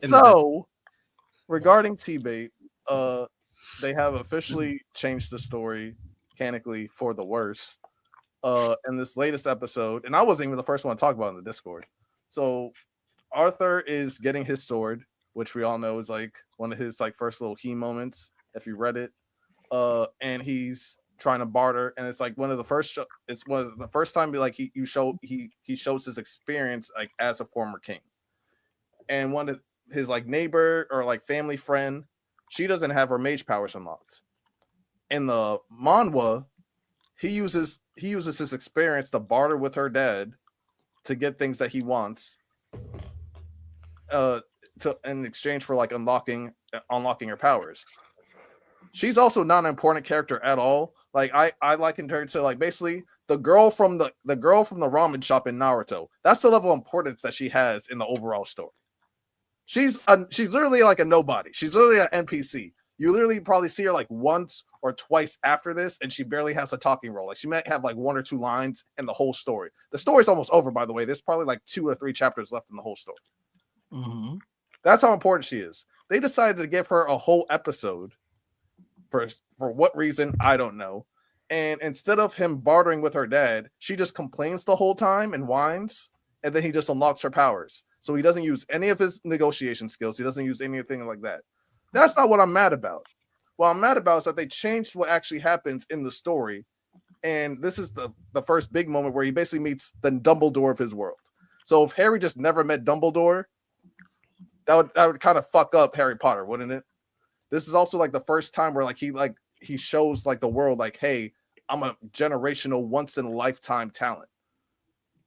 That fight never happens in this anime episode. Why? Because he never meets his good V. He never meets his basic Dumbledore.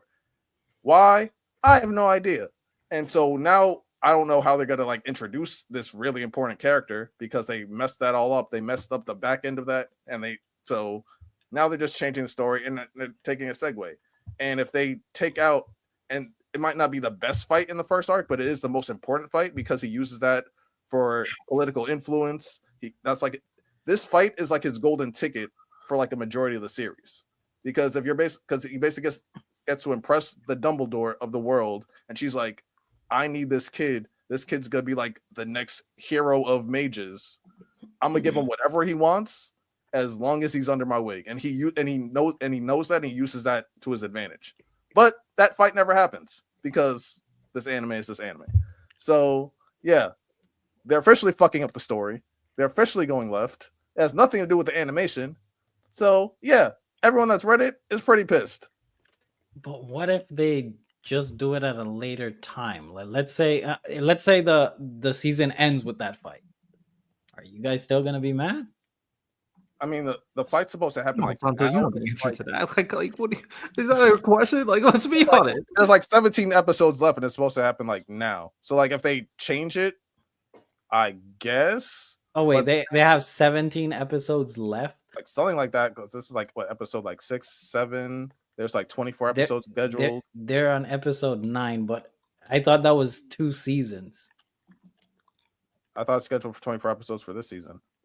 Oh, I mean, I don't. I think they're doing 12 and 12, Lonnie. You know what? You know what's great? The internet exists. I'll look it up. So if it's 12 and 12, then If it happens on episode 12, I mean, like I said, like because it was the one thing they were doing was following the manhwa, but now they just completely changed it. So Yeah. I don't know when. Random's right. It's 12-12. Oh, if it's 12-12, then they have it at 11 now or 12, and then I don't know. That's the thing. Like now they changed the story, and they also made a relevant character have a whole episode.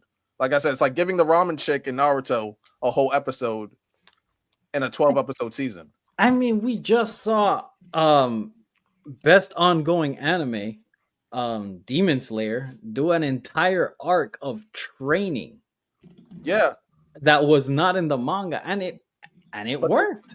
they had to use that to stretch content. They didn't just have 12 episodes of their first season to give So someone. what if they're adding content to your story? Santo, they're not. They definitely are though, because they didn't. Again, they don't show his face, and they showed his face in the first episode and to be at the end. That's Isn't actually it content interesting? just showing his face. Is that not? Isn't showing the face of the main character and when he looked like in his past life not content? Sauce, when I'm saying that, if they add the fight at the end of the season and it just picks up from the story there, like the next couple of episodes are filler, yeah, that's not taking away content. That's just adding and stretching it out. So you're gonna add like Pause. 2 to 3 episodes of filler in a 12 episode season. That's crazy. That sounds wild. In a 12 episode season, you're gonna add filler. How long is your story? Beginning after end right now is around around 200 something chapters. What needs to be manhwa-ed would probably be another 100 maybe. So let's say 300, a little bit. So that's a little bit smaller than. It's bigger than. It's like around JJK. A little bit, probably a little bit more than JJK. 2-3 extra filler episodes doesn't sound crazy.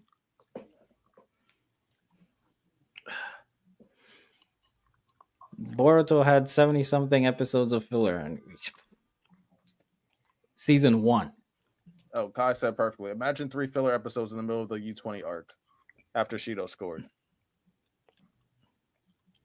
If after Shido scored, they showed Shido's backstory. It's not Shido's back. That's the thing. It's not Shido's backstory. It's some person in the stands backstory. Okay. Then they're also skipping 3. They skipped around 5 chapters mid episode, by the way. So they're skipping chapters and they're changing the story. Lonnie, the only thing I can say is, bro, you've already accepted that the adaptation's cooked, so stop watching it. That's what I'm saying. I get it, Lonnie. I understand. I understand. I just think that there could be a way that it makes sense. Sure. I mean, if they keep on skipping chapters and changing shit on top of the, I'm not even gonna bring up animation. Yeah, I'm sure. This is going great. This is going great so far. Hey man, 20 minutes is very valuable time. You waste 20 minutes every single week to watch something you hate. I mean, at that point, I don't know what to tell you. In the words of Ty, real? But I think it's still an update. I think it's right now. It's still at a 5.5 out of 10 on IMDb. So It's yeah. mid. Not trash. I'm just letting this go. I'll just read it. It's fine. It ain't worth all this extra stress you're giving yourself. On. This would be similar to me watching. Everyone that reads it has the same reaction. Sato hasn't read it yet, so Not everybody, but I mean, I don't like I said, super chat. Oh, we got a $5 super chat by Angie Carr. I mean, I think she means to say, saw a TikTok about an anime Mount Rushmore, and they had Dragon Ball with the big 3, but the One Piece, which I agree, argued Oh, but the OP, which I agree with, argued the big three shouldn't be there. Thoughts? For the anime Mount Rushmore, the guy had Dragon Ball with the big three, so Bleach, One Piece, Naruto, but the OP said that the big three shouldn't be there. I think if the big three are there, it's fine. Like it's still like Mount Rushmore doesn't necessarily have to mean greatest. It can mean most impactful, and you can definitely argue that those four are the most impactful. You can argue it. Okay. Yeah, I'm All fine right, with all right then. I'm good. Lonnie, are we good to go on yours? Yeah, I'm done. Like I said, read it, folks. Read it, please. Yeah, take your own advice. Read it. Just stick to reading it. Read it. There'll be a fan like version of this, and he's gonna get so pissed. But all right, guys. Like signatures are in that like the thing to freaking make a new one. They're not gonna make a new one. You're gonna get I know they're season not gonna 2 make with another How student. many signatures there are? The petition don't mean anything. I know it doesn't mean anything, but I'm just saying, like, Man, So I was about to make another. I just want to say I don't co-sign that. Petitions do help. Okay, in this specific instance, that it's petition will not do helpful nothing. in this case, but the anime's ass. I'm sorry, guys, it's ass. And you keep watching it. Yeah, Why? You because like it's that still like ass? one of my favorite manga stories. That I need to see how much they're fucking it up. Why? Yeah, If the anime was fucking up Mishoko Tensei, I wouldn't watch it. I wouldn't Bro, watch might it. as well punch yourself in the mouth for 20 minutes. You Yes. the same result. I'm gonna be honest. What is the point of adding all this extra stress because you watched an episode about the girl, the filler girl? Now look at you. You're just mad now for no reason. You could legitimately spent that extra 30 minutes doing anything else. Anything else in the world. You can finally try to beat Simon in Claire Obscure. But no, you watched 30 minutes of just horrendous content, and then you're mad that you watched it. It's called hope, Brandon. It's called hope. No, That's you're not not hope. hopeful. No, You haven't been hopeful since the first episode. this is No the first cap. episode. We have you on tape. Facts. You were shitting on it from the beginning. All right. It's been shit. If it was So good, stop watching it. You know what's Stop crazy? watching it. I had more hope on it than you did. and guess what? We're both. That was a stupid thing to do, Santo, because this shit is ass. This shit is ass. And this And is like It's this is crazy how like- everyone that's read it, at least in our community, I don't think there's anyone that's read it in our community that has said it's good in any capacity. well, everybody agrees that at the maximum it's mid. But ultimately, if you hate it, stop watching it. That's the thing. No, Like, besides yeah. you who's read it, I don't think anyone else has even said it's mid. Well, I've Besides seen you. I've seen people when I made videos No, in, about it. in the BSS community, someone else, who else is besides you who's read it said it's mid. Take Yeah, I mean- take Ty's example. He Nobody. stopped watching Gintama. Like, take his example. I wish he stopped. You're watching. muted, Todd. I had a Gintama live last week on TikTok. I watched how many episodes I watched? I watched 4 episodes. I had to skip 3. I'm gonna go back to them because they were not live appropriate because Gintama is disgusting. But I watched. I had a Gintama live last week. It was hard. How many more episodes you got, Ty? Don't remind me. By the way, Gintama's getting a spin-off in the summer where the main What? where the main character is a high school teacher. You're And lying. Wait, who? why would I Ty? Why would I lie about this specific thing? No, say it again. I didn't hear you. The Gintama's getting a spin-off where the main character is going to be a high school teacher. What are we doing? The crazy thing is, time is really making people believe that Gintama's trash, even though I didn't say it was trash. No. The majority of people. I don't think it's it trash. I don't think it's trash. amazing. But hey, I don't man, think it's. I shout don't. out- I shout don't out think Groupthink, Gintama's trash. man. Shout out Groupthink. I respect the author. You I do? respect him. I'm actually being dead serious. I knew he's a successful in his field. Why would I respect him? His story is just not for me. And I think there are a lot of other stories that are a lot better. But Yeah, I had a Gintama live last week and it was pretty fun. I'm trying to be find honest. it on mine if it looks for you, Ty, just so you can see it. No, it wasn't fun because of the episode. It was Oh, fun found because it. me and my friends were talking about it. But yeah. All right, I found it. Ty, check the Telegram. there's no way. Ty, I'm once again. Why would I lie about this very specific thing? No, random. I'm hoping you're lying. Well, why wouldn't you? Let's see. Yeah, why would Hoping one of the you most lie. successful series of all time get some random spinoff? It's in the fall, I believe, not the summer. I apologize, but that's That's so disgusted. he's so bad. All right, I'm excited for the Gintama fan base. W. all right. We're gonna move. We're No, gonna I'm excited for the Gintama fan base. Like chill out. No, Ty, you can stop. You can stop lying, bro. You can stop. wait. Why would I not be happy for me and Riddell get more Gintama content so we can enjoy Gintama? You know, I'm gonna match Ty's energy when it comes to beginning after the end. You know, it's getting Bro, it's getting more views than 2B Hero X. So Facts. hey, That is true. We all like interesting. Gintama. more than 2B We Hero X. all like Japan can't stop watching it. It's we all like Gintama more than 2B Hero X. We all agree. bro about to get the whole story from that one studio because Yeah, we don't care Japan about loves we it. don't care about good animation, good storytelling. No, beginning after end is like that, yo. this podcast is losing its integrity. Yeah, right in come front on. of our eyes. What? bro. I did. It is. That's Riddell. Now I'm It's- I'm dead. I'm deading it right now. Riddell? I'm deading it right now. Y'all, Debate. all y'all can't be trusted. I'm deading it right now. All right. So we're gonna move on to our monthly Q&A. I'm gonna start with the Discord. Make sure if you guys have anything to add, either go to the Discord or Riddell did put a post on YouTube that you can also add some of your stuff to. We'll start with the Discord. I think we did some of these already, Riddell, last month. Kai Skeezy, what a name, said Cyberpunk Edge Runners is the GOAT of 12 episodes or less anime. And I know we talked about this a while back, but I mean, it's good. Would you say it's the GOAT? What's No, we definitely talked about this. I feel like what did we gave an answer actually. I forget what we gave. I want to be mad at before. Sensitive though, but like, I think we all agreed on maybe top 10.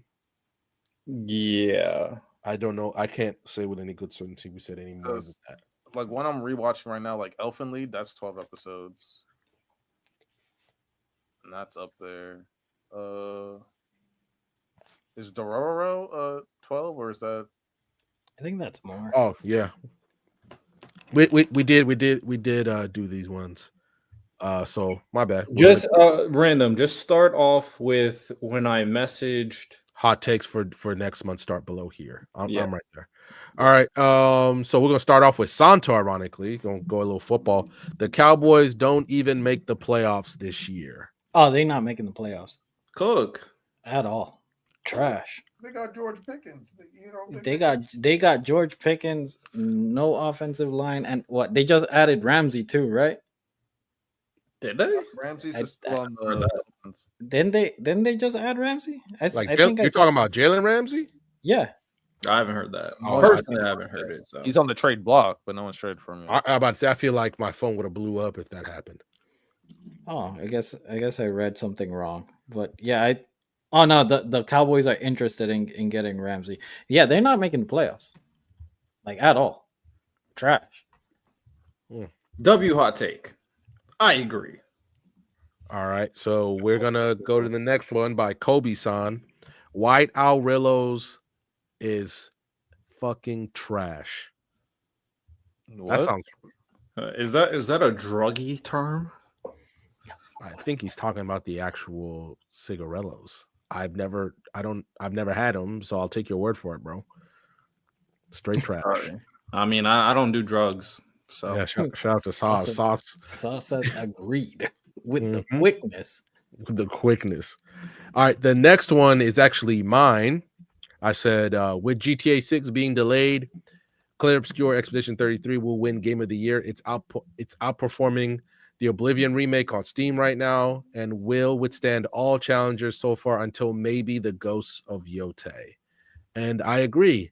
Obviously it's mine, but also fun fact, Expedition 33 is the highest rated game ever on the PlayStation Store. damn. I do hope it inspires Square Enix to go back into turn-based RPG versus an action-based RPG. Santo, Because that soundtrack. Lord. oh, the soundtrack is phenomenal. Oh. But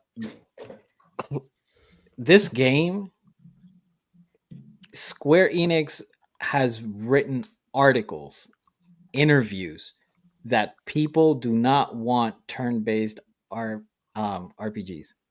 This game completely showed the difference, like the complete opposite. No, they do not, Angie. This game is literally might be game of the year while being a turn-based RPG. Oh, it's magnificent. It's they're look, it's like the fact that it came out obviously with a shadow drop of Oblivion, but this is Oblivion, one of the greatest games of all time, and it went toe to toe with it and outperforming it. Obviously, it's gotten so many challenges, and it's this fun fact: in 33 days since its release, it sold 3.3 million copies. Like it's selling off, and I've seen a lot of people talk like, I know Square Enix is kicking themselves right now for what's going on. Magnificent cast. It's already getting a movie as well, and the story is one of the best stories I've done in a while. I posted it on the Discord. Me and Miles talked about the game for like almost 2.5 hours. That's how much we just love the game, and it has something for everybody. Like everybody here, like I think Ty would really be interested in how the characters are drawn and the story of the game. Santo, the music is just made for you. That music is so fire. Lonnie, the action and the Dark Souls part of it. I think Riddell, you'd also enjoy the story if you ever had time to actually play the game. Like it's a magnificent piece, and the story behind it, showing like, bro, they got their music guy off SoundCloud, Santo. Yeah, they got their music guy off SoundCloud. They did open auditions for the game, and their head writer was actually coming in to voice one of the lead actresses, and then she became their head writer. Like so many things just kind of had to happen, and you get this massive labor of love, and it's amazing. It's an amazing game, and I truly believe, unless Ghost of Yote has a lot to live up to, because I'm not going to hold you. If Ghost of Tsushima was dropping right now, I think Claire would be a little better. And Ghost of Tsushima is great. And this is what I will say. This is what I would say to that. If GTA 6 came out this year, is it a lock for Game of the Year? It was gonna, unless it's starting off like how Cyberpunk did, it's winning Game of the Year hands down. There's nothing nobody could do. I agree. I don't think So that- so GTA at this point would be the one piece of gaming.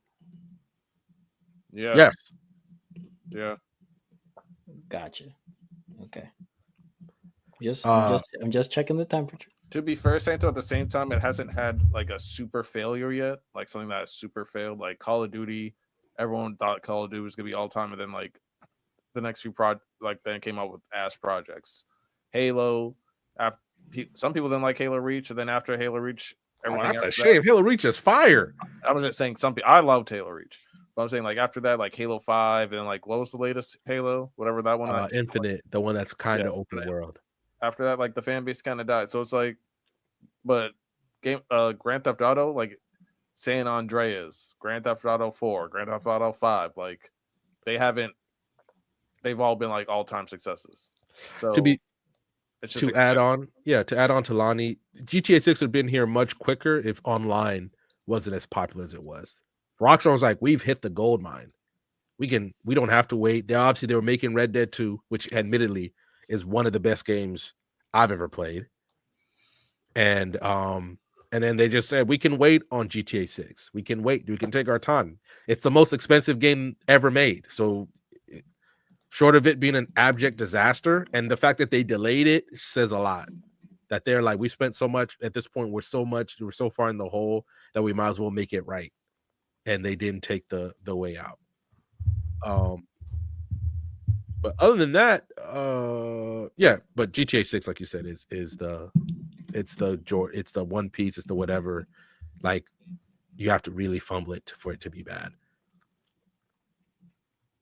But we saw them jiggle physics, right? They had a jiggle professor. That's crazy. How do you have a jiggle professor during the making of the game? That's nuts. Cool. W job. All right, so we're gonna go to the next one, which is Jaden said it. He said Lonnie was right. No explanation. W Glaze. Oh, I had him read T-Bait.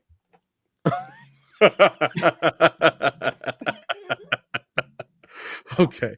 All right, next one by Kobe-san. Give me NYC driving over DC driving. I'm about to die out here. And I'm not gonna The worst drivers in America are in Maryland. That's why I'm scared right now. Like I'm on Life 360 watching my girl on her motorcycle.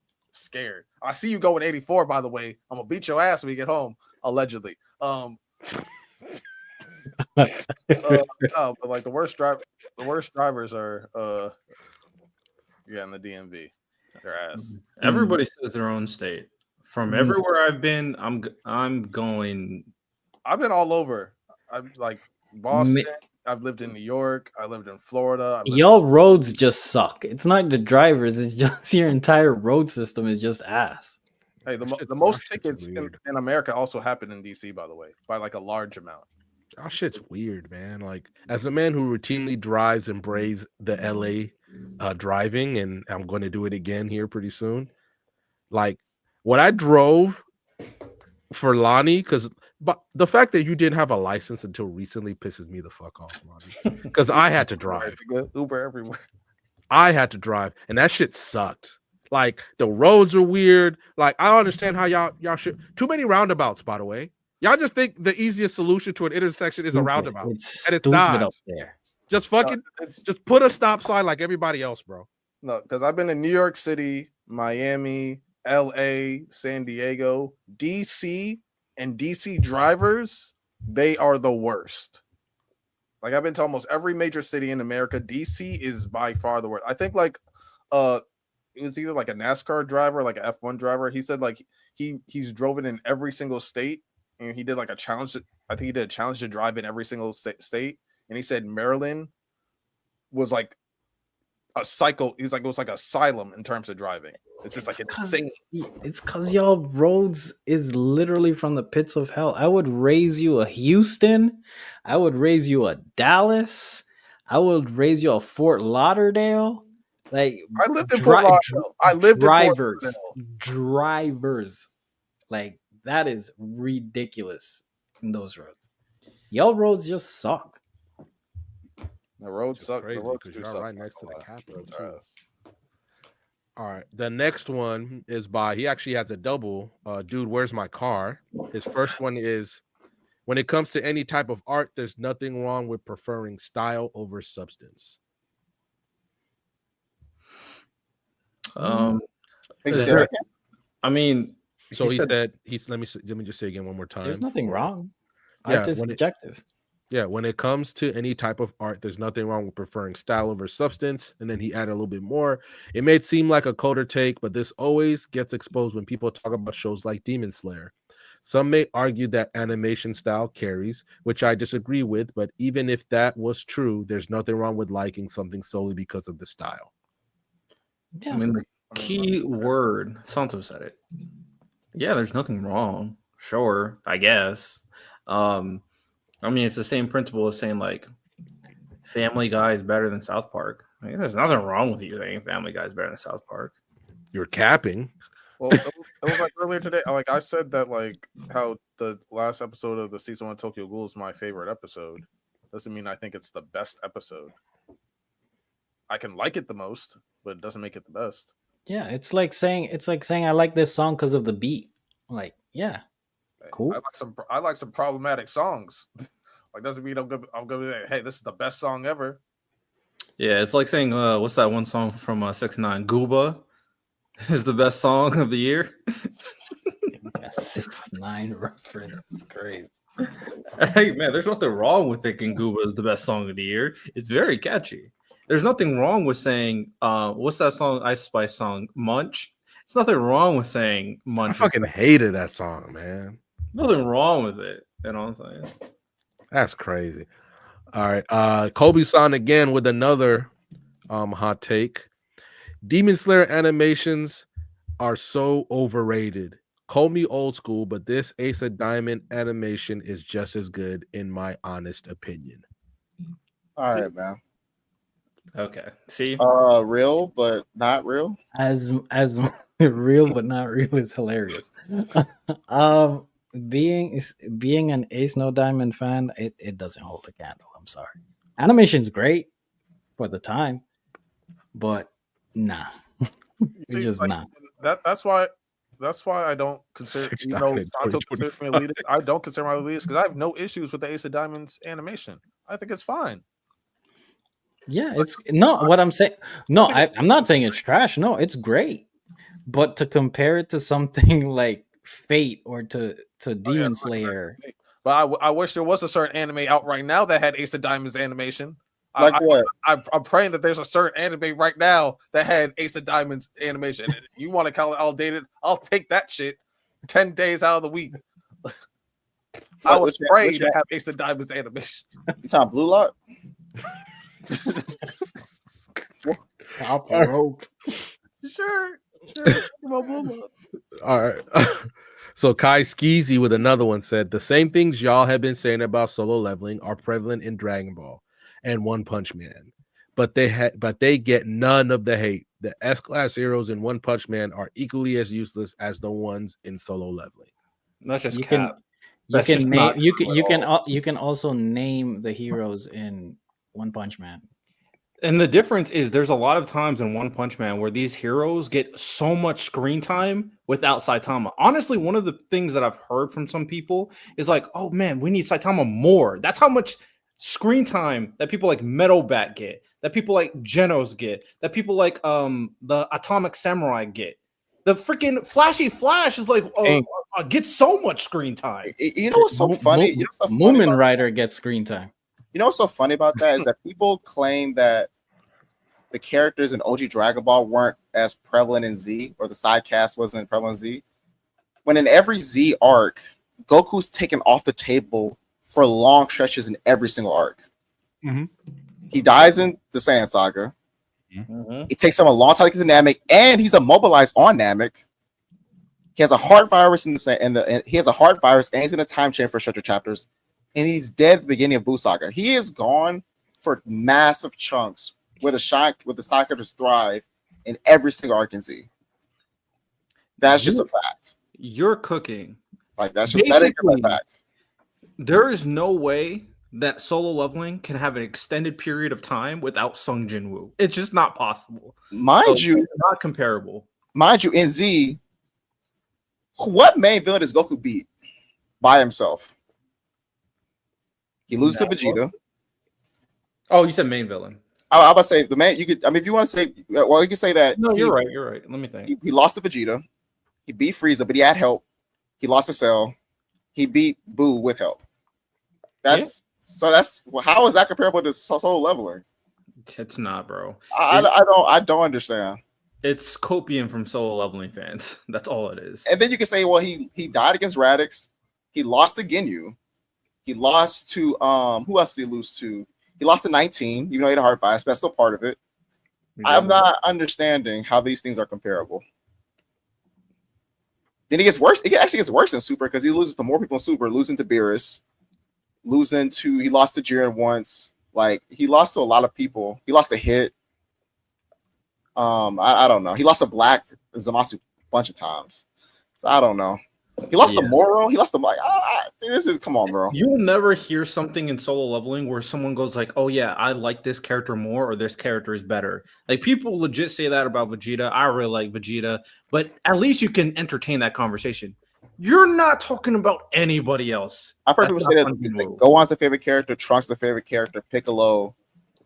Like people say, "Oh, they love Tien from OG Dragon Ball and early Z." Yeah, that's just I don't. No. It's not close, bro. All right, then. So the next take by Kai. In my opinion, Wano is the most overrated arc in One Piece and not close to top 5 arcs in the series. Gear 5 is... I'm sorry, can you repeat that? Okay. In my opinion, Wano is the most overrated arc in One Piece and not close to top 5 arcs in the series. Gear 5 is the peak of the arc, and what it represents is great, but it covers up a lot of the flaws of the arc and incompetence by the world government / Gorosei. It doesn't. And this is not a question to you, Ren, obviously, because you're not catch up. I asked this to Lonnie and Ty. Maybe you guys remember. Doesn't Reverie happen at Wano? Does it happen? It happens. I think it's a little bit. It's a little bit before Wano. Is it? What? Yeah, but it's isn't there like a really crazy? Does the bounty stuff happen before Wano? Which bounty stuff? Like the bounty reveals of all the, and also the stuff. That's post Wano. Yeah, I think that's like the end. But that's still a Wano. You don't say the Wano arc. It's like that's like the conclusion of Wano, like the ending. Yeah. Because it like starts them off back on their new journey, and like they show like the new bounties and stuff like that. You could say that's like the end part of Wano.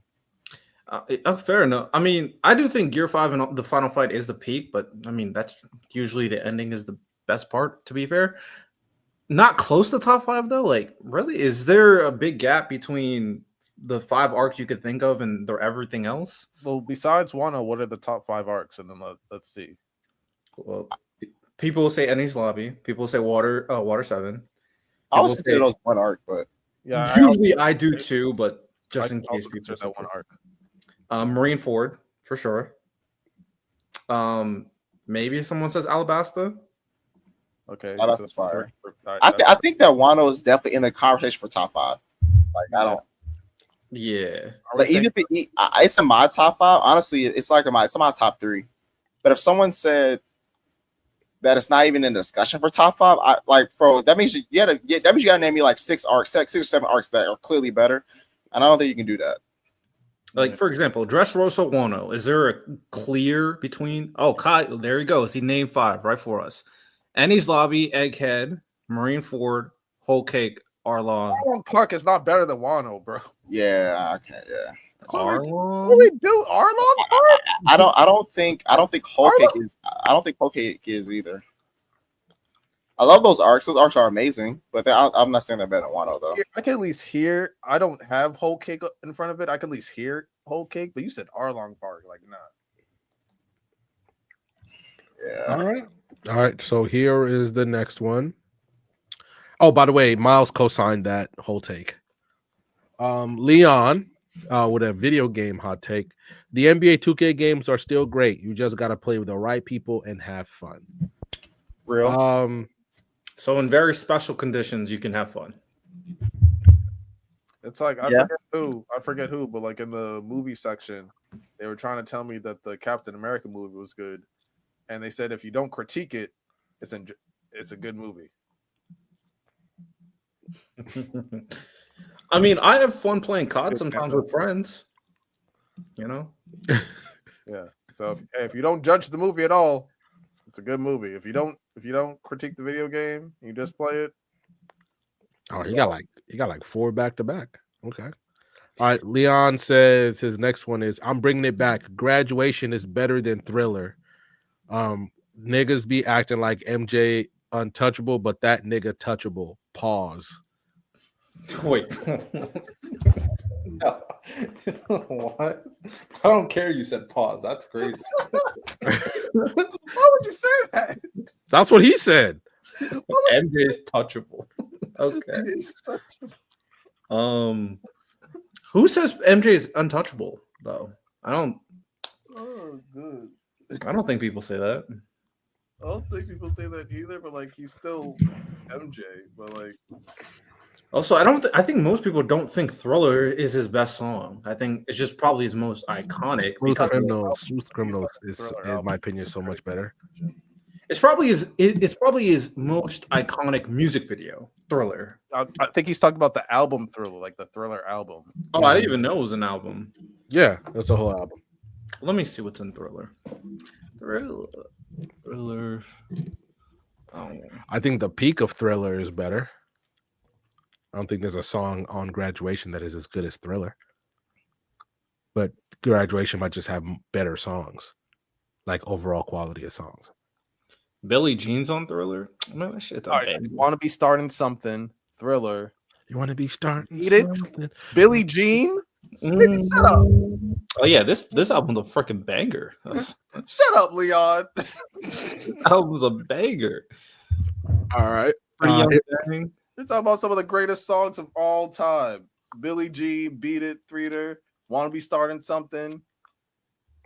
This Girl Is Mine with Paul McCartney. Pretty Young Thing. Like, you tripping, bro.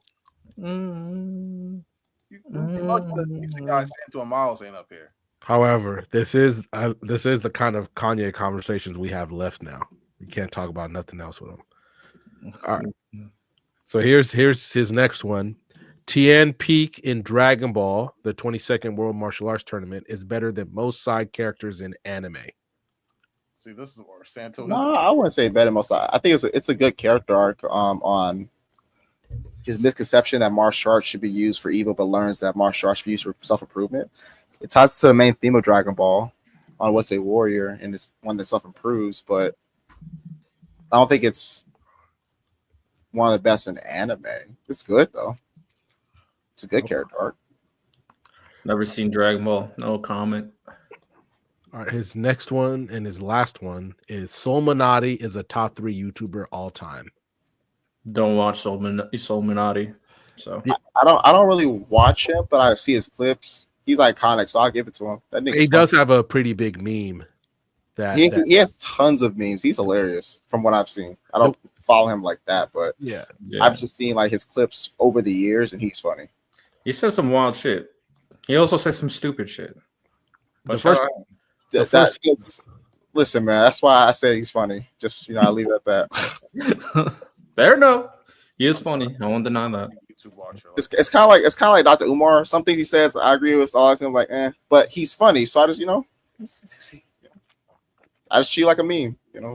I still laugh every time he's on the Breakfast Club and DJ Envy asks him a question.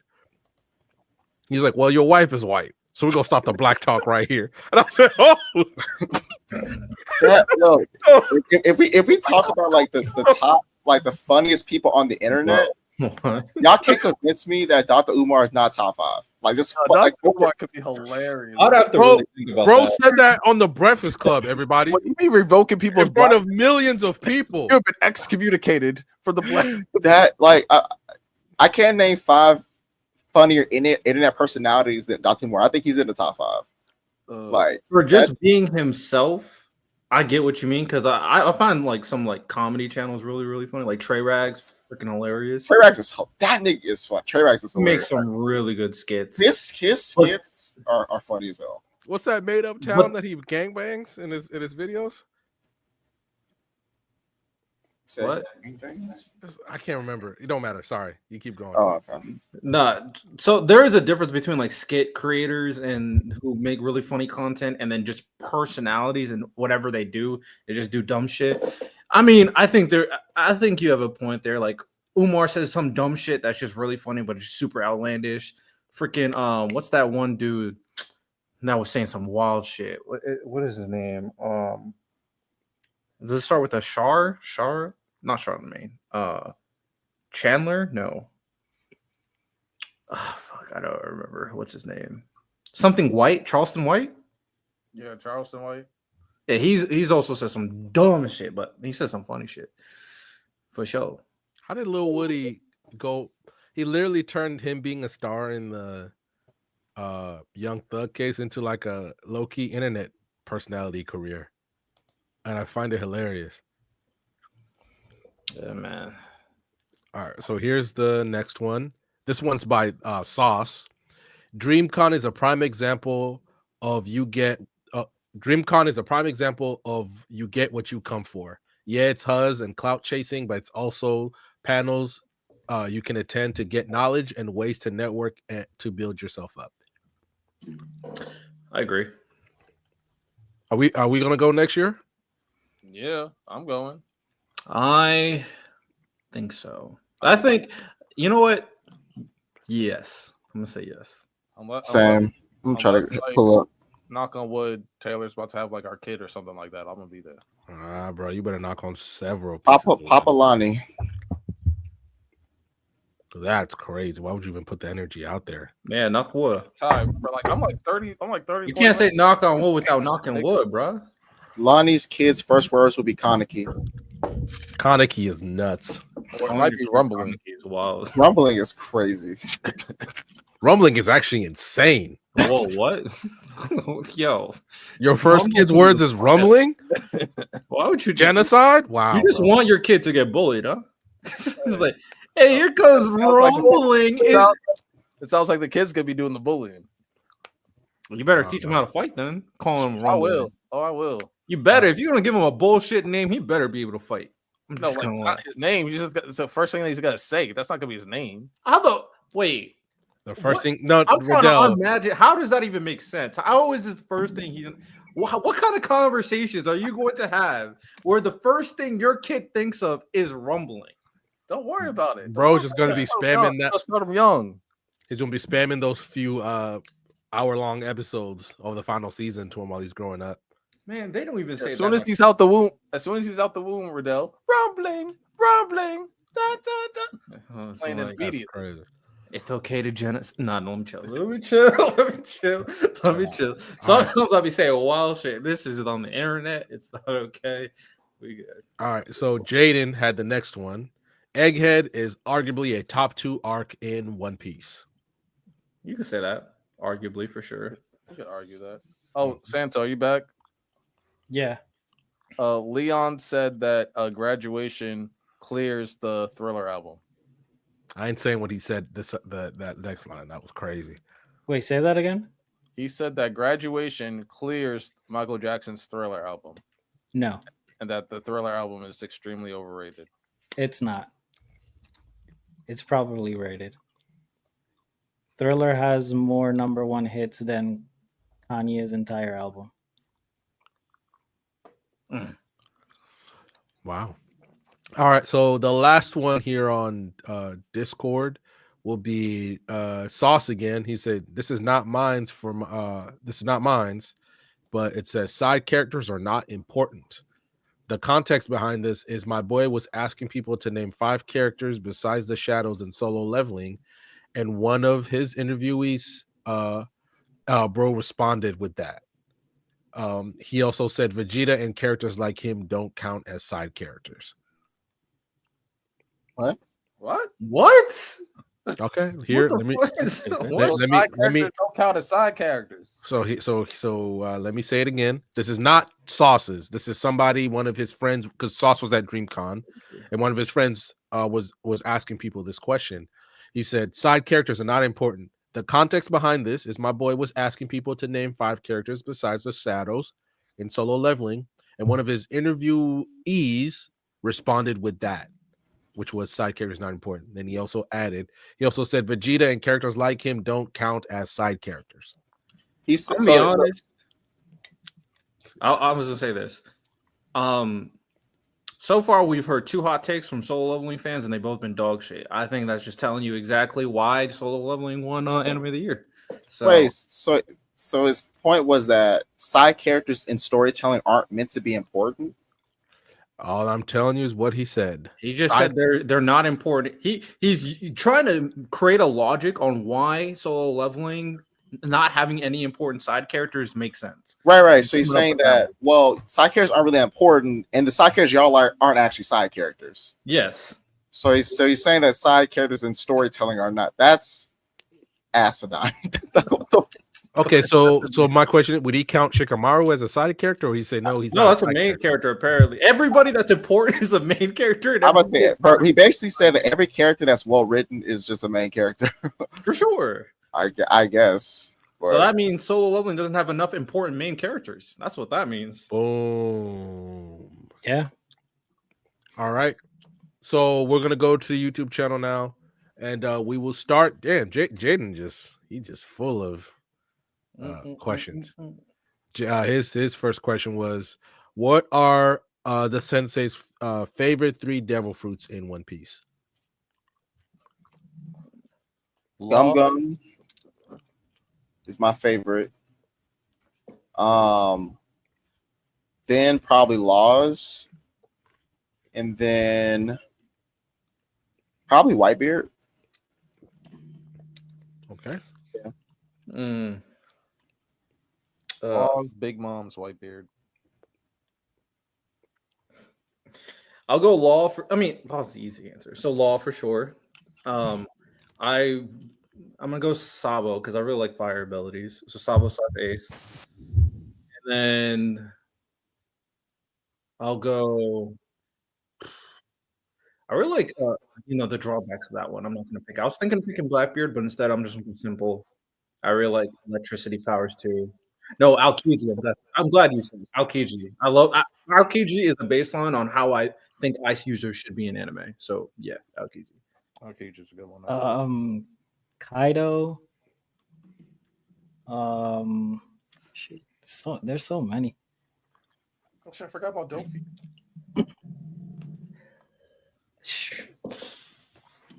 Shit, there's so many. Honestly, and this is gonna sound crazy. Ivankov's, I like it because it's so creative. And Law to it just he be getting packed up too much for having such a broken devil fruit. Not too much, man. Not too much.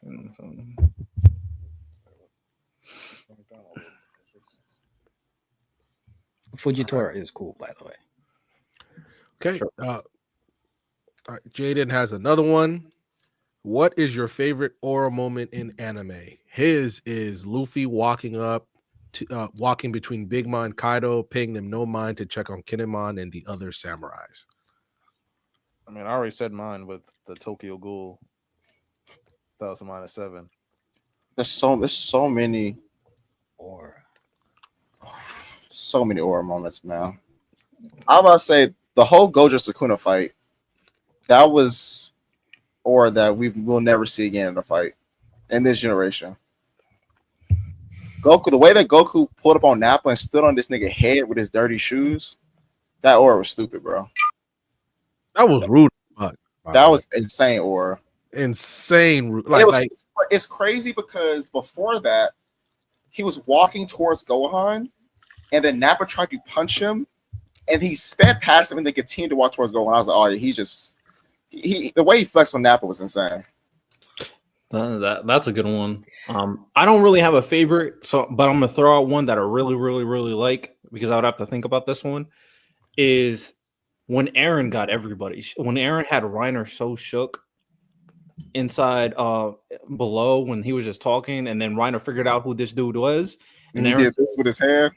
Yeah, he's like, yeah, you better not. You better stop right there.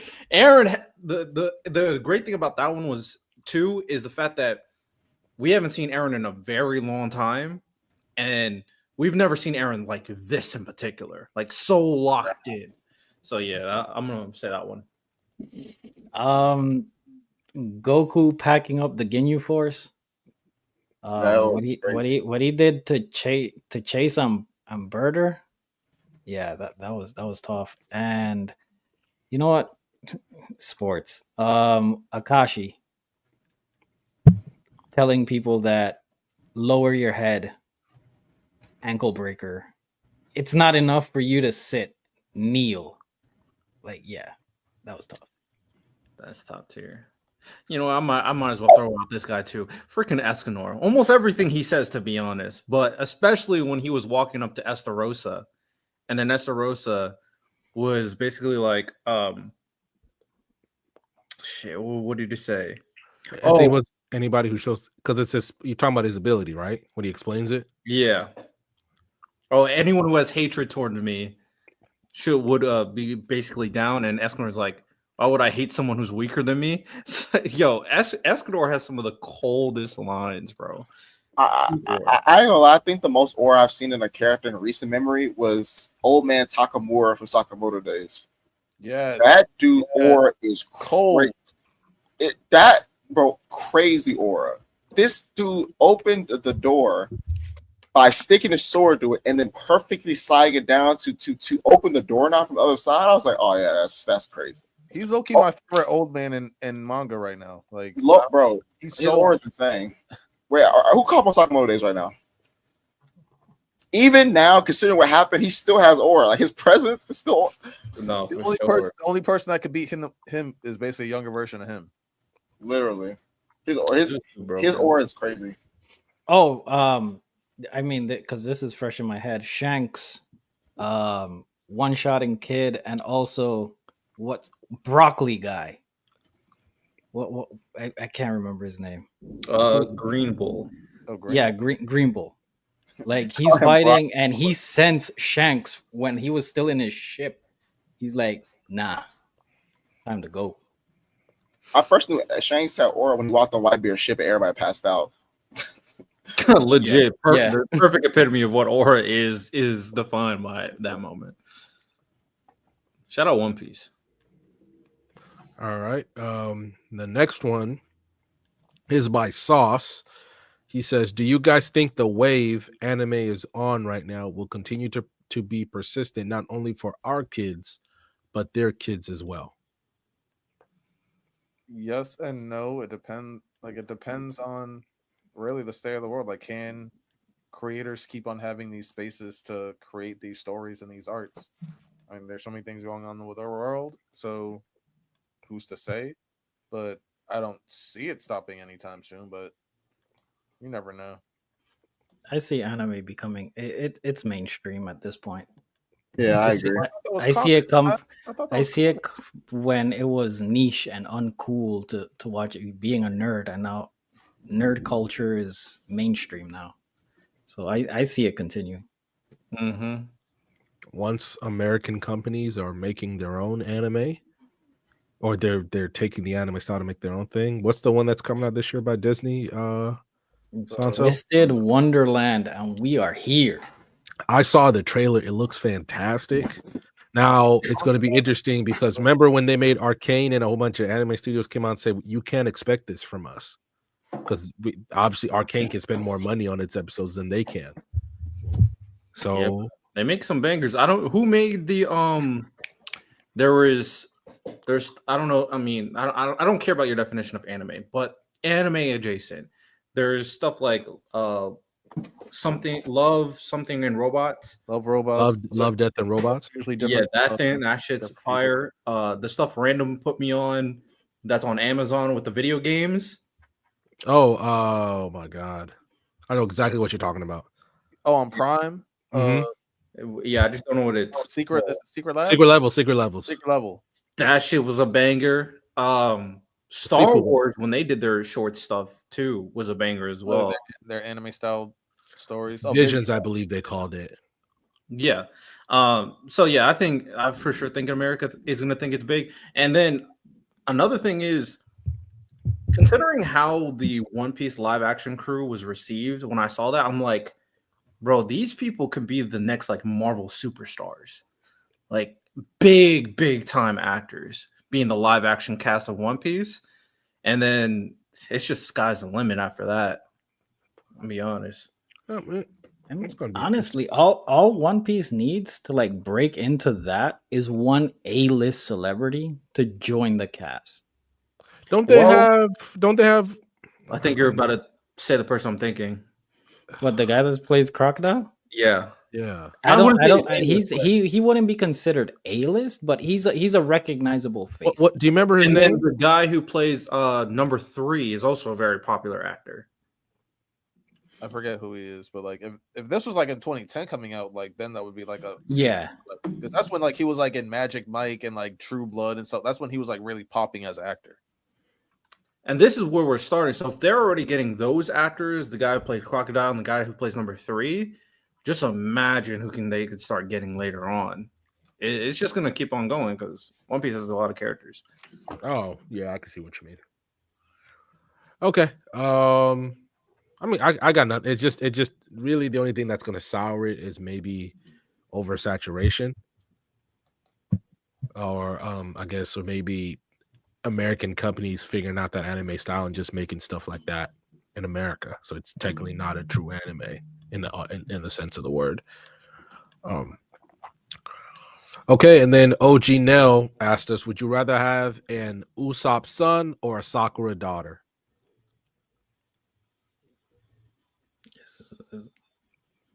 like personally, Yeah. Mm-hmm. Would y'all rather have an Usopp son or a Sakura daughter? give me a Sakura kid. Absolutely. Yeah, give me a Sakura daughter. Usopp's a liar. Let's not forget that. I hate liars. And a coward too. Sakura Fact. has like her personality issues, but she's still a success. Like she's still smart. She still gets her work done. She only had that as a little kid, though, and little kids always have personality issues. Yeah, so it's like, but she's still a very successful person. So I'll go with yeah. All right. The next one is from Jaden, shooting shots at Riddell again. Why Auntie Deli always got to turn zesty when Crash It Out? I don't know what you're talking about. You don't know what he's talking about? You're the one who said that crazy shit. I don't know what you Like, mean. you get zesty earlier this episode? Yeah, I don't know what you're talking about. It's just that may be the craziest thing somebody ever said on the show. All right, here's the next one by Jaden, his last one. Mount Rushmore of the Sensei's personal favorite anime characters. No. Oh, senseis. No, he just asking our Mount Rushmores of favorite anime characters. Oh, okay. Dang. That's tough. That's hard to come up on the spot. All right, let me think. I gotta put Luffy on there. Edward Elric on there.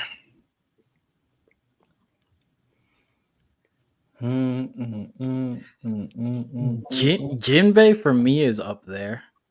I love Jinbei. It's my guy. Kuroko is up there for me. I do like Kuroko. Let me look at all the anime I've seen. Maybe I'll be able to get a good hint. I got like three of the four. It's like three. I got Guts up there. Three of our favorite characters, or five. Yeah, or your Mount Rushmore, whatever your Mount Rushmore of favorite anime characters is. And this is subject to change. I'm just saying because this is off. Yeah, I'm not gonna give you my. I need time. Easy, bro. Lonnie gatekeeping right now. Yeah, how about Mineta? How about Krillin? Because we all know how much I love Krillin. TN. Yeah, TN is up there. Trash. Naruto Ramen Girl, because I mentioned her earlier. And then I don't know, 1010. There you go. Yeah, subject to change. My list is gonna sound a bunch of side characters. Except Naruto, Kuroko, Jinbei, and shoot, I don't know. Oh no, I have my four. What's his? Wow, it's crazy that he's on my Mount Rushmore and I can't think of his name. I'm terrible with names. Has the Bleach character Tai? You said a Bleach character, Ichigo? No, not Ichigo. The one I sent you to draw. Kisuke? 69 on his face. I don't know that nigga name. Sagi. Asagi. Yeah. Interesting. That's right. I have a question about Jinbei because it's not that I don't like Jinbei. I just don't care about his character at all. What makes people like Jinbei so much? His morals. I think also he has some of like the best moments in the series. Like he has some. I think he has some fire moments. He's literally Luffy's true big brother. I just don't care about his character like True big brother. Ace a doof. Anyhow, I have no issues with Jinbei. I think he's a solid character. I just whatever. Yeah, it's gonna be solid. I'll go Eren Yeager, obviously. Come on, the GOAT. Lelouch v Britannia, Naruto, and the last one's a little interchangeable, but he is one of my favorite like growths of a main character, and he is my favorite badass switch I've seen in anime. Period, and that's Suna from Hitman Reborn. Bro, I'm always locked into what Suna got going on, man. So those are my four, all main characters, but it is what it is. Mine is Rudius, Guts, Mai, Sakurajima, and Oh, I just had the fourth one. Who was the fourth? Oh, sorry, Miyamura from Horimiya. W. All right. We got 2 more questions, and then we'll be done. Last 2 by OG Noel. I'll save the. How would y'all rank the main cast of Fairy Tail, Bleach, My Hero, and Hunter x Hunter? Main cast. So Hunter x Hunter, that would be Gon, Killua, Leorio, and Kurapika, I'm guessing. And then Fairy Tail, Natsu, Gray, Urza, Lucy. I think they're not counting Gajio. Oh, I guess Happy. I would it would stop at Luffy. Lucy. Yeah. Happy too. You can throw Happy in there. Happy's like the pet, whatever. I guess. What do you say? Fairy Tail, Hunter, Naruto. Did he say Naruto? What was the list? Random. Fairy Tail, Bleach, My Hero, and Hunter x Hunter. Bleach. So what? Ichigo, Rukia, Orihime, Uryu, and Chad. Yeah. Okay, and then Chad drops that list. So crazy. and then Hunter x Hunter. Why am I not remembering? You keep saying Hunter x Hunter. Yeah, Hunter x Hunter, Bleach, Fairy Tail, and My Hero. So that's Deku, Bakugo, Todoroki, Uraraka. Is that Uraraka? Right, you just want just like the main characters. Yeah, that one's a little tricky, but I'm guessing. I would say obviously Deku, All Might, and Bakugo are definitely the top. Oh yeah, 3. throw in All Might. I'll say Uraraka. Maybe you could throw in there. Yeah, I think it's Deku, All Might, Bakugo, and Ochako, and Todoroki. And it probably really Todoroki. Yeah, Todoroki for sure. That's in the main cast. And then and Endeavor. Before Endeavor. Endeavor is tricky. I feel like I don't know, but when you get for me personally, when you get to Todoroki and Endeavor, that feels like I'm reaching. No, like to me, like but they're more important to their story than Chad is to theirs. To I'll legit tie from the same way, but the thing about it is, I get it. We kind of sometimes see like the main character's friends as main cast. That's just not the case, bro. Like I think My Hero's big 3 is like Bakugo, Deku, and Todoroki, and then you can like throw in All Might and Uraraka. I'd throw in all Might before I throw in Todoroki. Yeah, easily. He's the second most important character. All Might. Yeah, I would throw in Todoroki before Uraraka. The only one I'm iffy about. I wouldn't. I wouldn't. I ain't gonna lie. I would, but the only one that I'm iffy about is like Endeavor, because he didn't really start. His story didn't start kicking until later on. But overall, okay, let's come up with this ranking. So I think last objectively is Bleach. I think we all could agree. Maybe not. Disagree? Yeah. Yeah. If we compare the main cast, yeah. I mean, Chad and Renji, oof.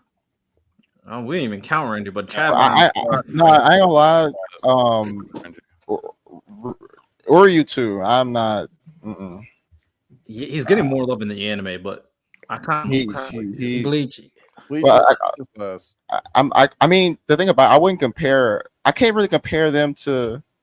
Like, I think that Ochako's better than all 3. Like, I think she's better than Orihime, Chad, and Uryu. She's better than all 3 of them. I'm not upset about it. Hopefully, after we answer this question, I do have a question about Bleach, by the way. But we can after this. All right, Bleach I think is last for sure, and then I don't think they mentioned Naruto, Andy.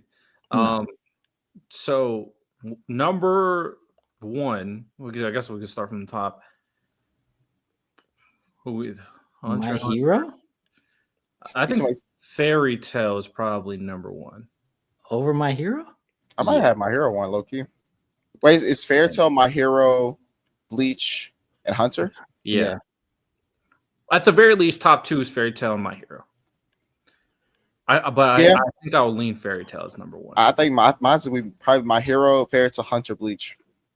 That sounds about mine too. I'll go Fairy Tail, My Hero, Hunter, Bleach.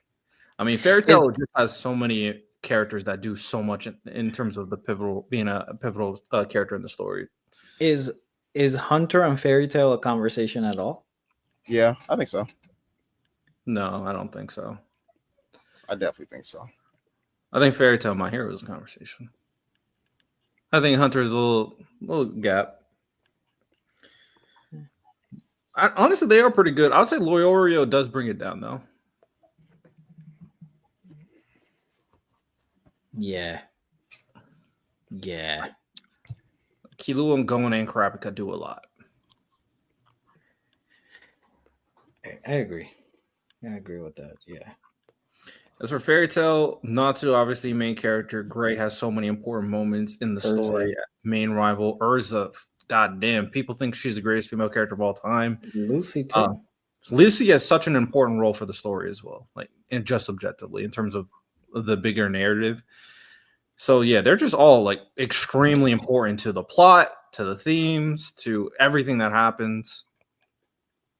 Yeah, that's why they're number one for me. But all right. My quick Bleach question. Is Bleach benefiting from the time that it dropped? Because every time we talk about Bleach in these conversations, Bleach is last. It just depends on the conversations we're having. I think Bleach is great still. I'm not with Ty Miles who think it's mid. I don't think it's mid. I ain't gonna lie. If I don't really consider any of the popular series mid. Like when I was growing up and I went to like a little website to watch anime because I couldn't really find any, I seen true mid there. I'm talking about things like Black Bullet, Guilty Crown, shit like that. Now that's mid. I don't think any of the popular series, like people think Demon Slayer, Black Clover, Bleach, those series are well above average. I mean, objectively, you're right. I always do it relative to what I think are good anime. That's what I do. If we're saying relative to like the top tier, then Just like- good anime in general, because all the popular ones, it's impossible to be mid and this popular. but I mean, I don't think it's a 5. That's not a 5. So Bleach is considered one of the big 3. Mm-hmm. Like it gets that nostalgia tax heavily. Like if we pull Bleach from that and we start moving it in different points of anime going forward, does Bleach hold up? I think so. I don't think that the beginning would, because Bleach didn't really catch his footing, because usually, and this is why I don't know if that story for Toriyama is true. I don't know how true it actually is that Toriyama convinced Shonen Jump. I don't know if I'm pretty sure y'all heard that rumor before. I don't know how true it is, but the only reason that it makes somewhat sense because Bleach wasn't really selling or ranking that high at its beginning for the first couple of years, which is rare because usually manga gets canceled earlier before that. It didn't really become like a hit series as far as sales and rankings until chapter like 60-ish, which usually that just doesn't happen that often. But I don't think the beginning was structured the best. So that's the only thing. But I think if it had caught its footing like it did, I think it would be fine then. Yeah. I think the beginning is pretty okay. Overall, though, I do think Bleach is great. I mean, Aizen is super iconic, regardless if you think he's the best antagonist or mid-antagonist. His value and his iconic nature has set a amazing precedent for villains future on for anime manga. I also think there's so many manga that are inspired by what Bleach has done with like the dark tone, using swords in anime like they did. They do it, even if I'm not going to dive into other arguments we always have, but the sword stuff and the power system is one of the most iconic in anime history for sure. So unique with Zanpakuto's, unlocking different stages of the Zanpakuto as well. And the different type of lore of the species, being Soul Reaper, being Quincy's, and being Hollows. And the Hollows being a very unique villain as well. And compared to stuff like Naruto and One Piece, where they were kind of, even Dragon Ball from my understanding, where they were on a journey to do something, Ichigo didn't have that type of character arc. He wasn't in a journey to accomplish something. He was just protecting things that he currently cares about. So they even went through the story in a different mold. I get the big thing on this pod is the shit on Bleach, you know what I'm saying? But Bleach is still fantastic. I don't want to be. That's never happened on this pod, by the way. Regarding like me asking, because I mean I'm a Bleach fan. I had Bleach over One Piece, and I still stand on that. By the way, even after watching everything, my thing is that I'm looking at how the anime community is very impatient now. I think Bleach gets really, really going when they go into the Soul Society arc. And that first season, not to say it's slow, but it's really not that interesting, in my opinion.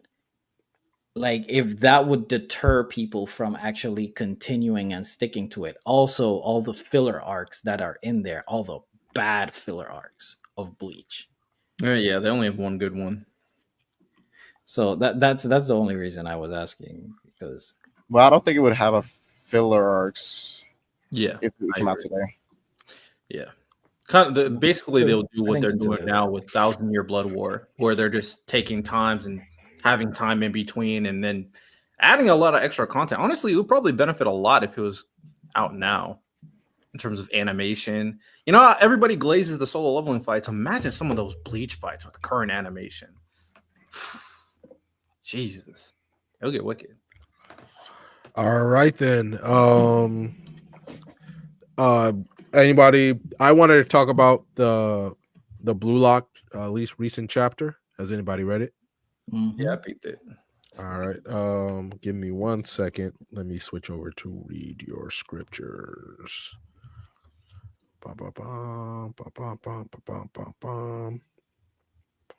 Oh snap! That's all I need to do. Just switch the background up. Bet All it up. right. So we're here. All right, we're here. So, what did you guys think of that recent Blue Lock chapter and the evolution that Ego wants Isagi to make? And you notice how other people who also got letters didn't get the tape that Isagi got. Well, I mean, it was different for Isagi. Like, everybody's different. Like, Isagi is like Isagi's really, really motivated to have an analytical mind like Ego. So go watch some tape. Go study tape. Like, sure, that works. Like, I don't see as, oh, he's treating Isagi different from the others, but it was just geared specifically towards him. That's what he did with everybody. Man, he sent Barrow to play American football. I would argue Rio got the best training, considering he's about to analyze everybody, and he's legit going to become what Kisei was. Like, legit. Yeah, I think Rio got potentially the biggest power up out of everybody. The one that really made me a little interested, which I still don't understand, was Shido, to be honest. Be free. Like, do whatever you want. Like, I think because doesn't he do that now? I think he just does. It's like, it doesn't matter. It's not like, okay, the sky jump, it was crazy, but I think trying to make Shido do anything structure wise is only going to hurt him. But that goes into what we're saying. Like, do we see Shido improving? It's literally Ego saying, "Keep doing what you're doing, bro. You I." I feel like about to get this crazy power up. It would go against the story if he didn't grow in some aspect, because we literally seen every character of significance grow, and like, yeah, it still doesn't make sense where he's still like in the top 3, and like the author has no plans for him at all, like no plans for him. Like, if that's the case, then put Borrow in front of him. If you have maybe he's just not that significant. Yeah, which what I've been saying, literally. Like, he's just great. He's just really talented. He does what he does, and that's it. Like, it looked like Ego didn't even take time to do something specifically for him. He's like, bro, just live life. I think it goes against the story. Like, everyone else is evolved, and Shido's just gonna be the one exception. That just doesn't make sense. My thing is, I think that's everybody gets something specifically geared towards them to help them grow in a significant way. Rin, go meditate. Go get in tune to that character and tap it in and be able to control it. Isagi, go watch tape so you can analyze the game even further. Borrow, go into a team-oriented sport so you can learn what it is to be on a team. So do we Like want Gagamaru, go play baseball because it'll help with your reflexes. So do we Shido, wanna make a bet go then? be free. do you want to make a bet that Cheetah won't improve? My thing is what the type of improvements. Like, sure, everybody's gonna get better. The skill's gonna get better, sure. But something that is going to be a significant boost, I don't see it.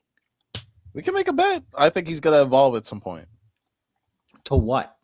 I don't know. Whatever the next stage is, I think he's gonna have a level up. The next stage would be something more structured, and nothing is showing that he's going to be structured. We can put 10 on it. Sure. Okay. Make sure you put that in the Discord now. Me, I mean, Shido may not be that important, but I think he wants it to figure it out himself. I don't know. I mean, he's still so talented. So what do you expect him to just fall to the back, like really quickly, Santo? Then like why wouldn't Borrow be in front of him in the story? I think you guys think that just because you're ranked, that indicates how important you are. I'm saying but consistently he's shown to be a force throughout the series since he's yeah, and when you say why Barrow's not in front of him, I don't know why, because Barrow has done more than him. Why isn't Bachi right in front of him when he scored more goals, got more assists, and done more? Like, why? He just got the motion, man. People saw that amazing. I think somebody shooting at a 12% clip. Like, why is he in front of these people? Like, I don't have an answer for you. The story's telling you because he's more talented or something. I don't know. He could just have a lot of. I mean, just because he's a really good player in the context of what Blue Lock is, does not necessarily mean that he's going to be this grandiose character for the story in comparison to some of the other ones like Asagi, Baro, and Nagi. So he could just be one of those really good guys that just never goes to the next level. I'm trying to think of an example of someone who's Jason Tatum. Perfect. He's really good, and he's just never able to enter the top. And the show. And this nigga, Jason, what? He didn't just win a championship last year. What the fuck are we doing, bro? What the fuck are we doing? That actually It's not perfect. He literally won the championship. He proved my point perfectly. Thank you, Lonnie. Does he almost have as many first time? Jason Tatum was always that player hovering around the top of the top. And he succeeded. He got a crown, just like how Shido was top 3. Tatum won a chip, but still, he's not able to reach chip and top 3 are two different things. He won the season. He won the championship. He won. That's different than he's still not in the top. Still not in the top echelon of players. And right? He's not on the Jokic tier. He's not on the Giannis tier. Random, you can wrap it up. Okay, I think I got a better name personally, and I would say Kyrie Irving. Kyrie Irving is considered the best ball handler, best finisher at the rim, all of this. But he's not. He can't carry a team like a Jokic, like a Giannis, like how Bron did, like how Steph does. He's uber talented, incredibly skilled. That little extra, and I love Kyrie. Santo, I could agree with you. That's a good analogy. That's a good comparison. Not whatever the fuck Riddell was saying with all that bullshit that just Tatum hate. Get the fuck out of here. Wait. How was I? Okay. Apparently, I gotta break down ABCs. Got you. Oh, you don't gotta break down. No. Apparently, you didn't understand the comparison. You don't gotta break down your Tatum hate. We get your Tatum hate. It's not Tatum hate. So there's a top Tatum hate. No, it's not. There's a top echelon of players in the NBA, right?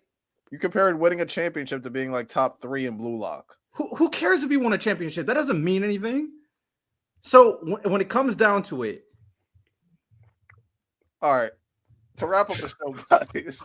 Wow. Yeah, we're at the 3-hour mark. Wow. Wow. I was gonna let y'all cook, but That's you just know what? All right, Lonnie's being brain dead on purpose. I'm not being brain dead. Chill out. Jason Tatum winning a championship did not raise his ranking. Am I correct or am I incorrect? No one said that. Who's saying anything? That's the point of the content. You brought up the championship because I'm just gonna play the video here in like How 2 is minutes. comparing him to Shido? Because Shido, okay, raised? the importance of Same.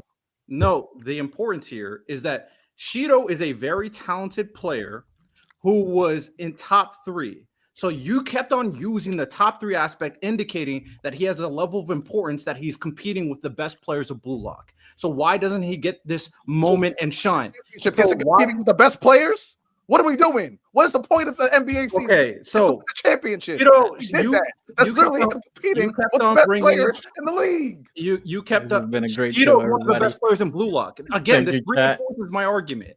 So Shido won U20, then you can compare him to Tatum. But Shido didn't win U20. Asagi did. What are you, bro? This is okay. Shido is already considered one of the best players in Blue Lock. I don't know. Like he hasn't won shit. Tatum We're won talking shit. about quality of player, Okay. what they mean, and can they reach the top of the top heights? And When it comes to Blue Lock, their goals? Shido did not accomplish when it comes to Blue Lock, you think when it comes to Blue Lock, you think Shido is going to be more important than what me and Santo think. And the reason why you think that is because he's constantly put in the conversation with the Rin and the Sagi, considering he's very, very highly ranked. Yes. And right. So, okay. Actually accomplished something. All right. Stay there. So he's very high. So stay there. He's very highly ranked. So you think that he deserves to get this extra evolution so he can be considered one of the best players in Blue Lock by the end of the series.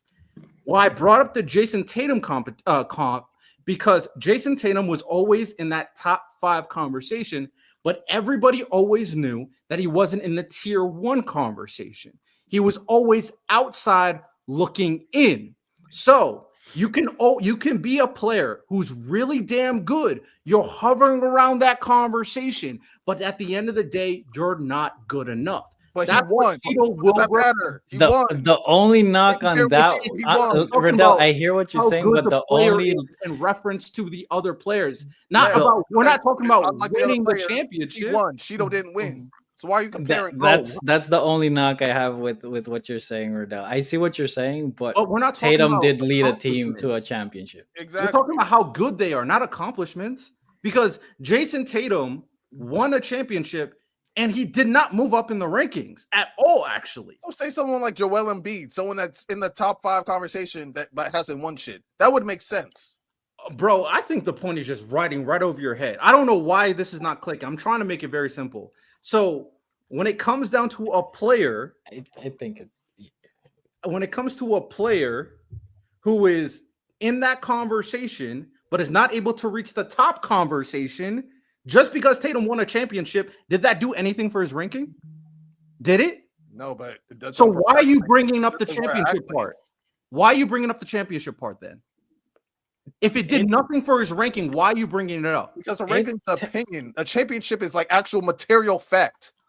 But we're not talking Blue Lock, and their ranking is all opinion too. But if we're also being completely honest, when we're talking about Tatum, I mean, him winning a championship did kind of move him up in the player ranking. And also, their ranking is based off their accomplishments and what he was top 5, and he never moved to top 5. If it was just on how people feel, then Nagi wouldn't be in the top. Then Nagi would have been out the top 20. If it was just out on potential and how people view a person, Nagi would have still been in the top 20 of characters. No, because he didn't play good. That's why he dropped out. Exactly. So what you accomplish on the field is based off your ranking. Tatum That's why Shido's top 3 because he field on the court. Tatum you're proving my point. You're proving my point. Shido is number 3 based off what he did on the field. Yes. Tatum won a championship based off what he did. What he did on the court, right? And then it doesn't matter what they did. They still did not move. That they rank them based off their opinion when they rank them based off what they accomplished. Bro, you know basketball. You know that Jason.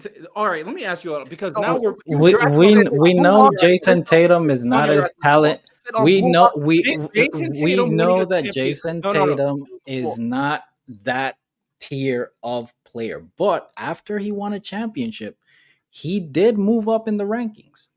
Where did he move up to? He was already top 5 consensus.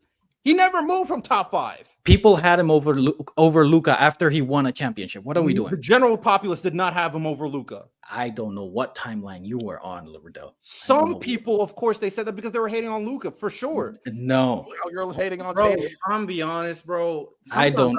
Y'all gaslight me, and it's really annoying.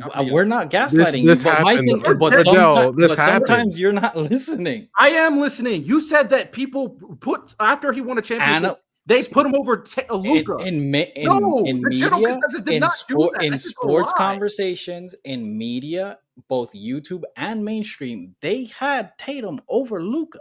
What are we doing? They didn't. Yes, that's when you say that we're gaslighting you, I feel like you're not listening. They literally. All right, let me ask a legitimate question, bro. On First Take. After Tatum won a championship, Santa, was he over Luka for you? Was he in terms of talent? No. In terms of a player ranking, in terms of a player after ranking he won a championship, for me personally, if you're asking my personal opinion, no. Okay, Lonnie, But after Tatum won a championship, be objective. Don't be biased. Be objective. You're asking personal questions now. Because we're talking about people who assess the game based off how good they are. So you're asking personal questions, not what the general consensus is saying. Oh, I still disagree with your general consensus point. I think for the most part, if you have real basketball conversations, most people still had Luka above Tatum. Literally was on First Take. Would you rather have? But it happened. What? People narrative was pushed. If you don't agree with the narrative, it's fine. Riddell, if you don't agree with the narrative, it's fine. But the narrative is there. No, I understand narratives because narratives are. It was there. Can you acknowledge the fact that it was there? Yeah, there's a lot of different narratives. Yes.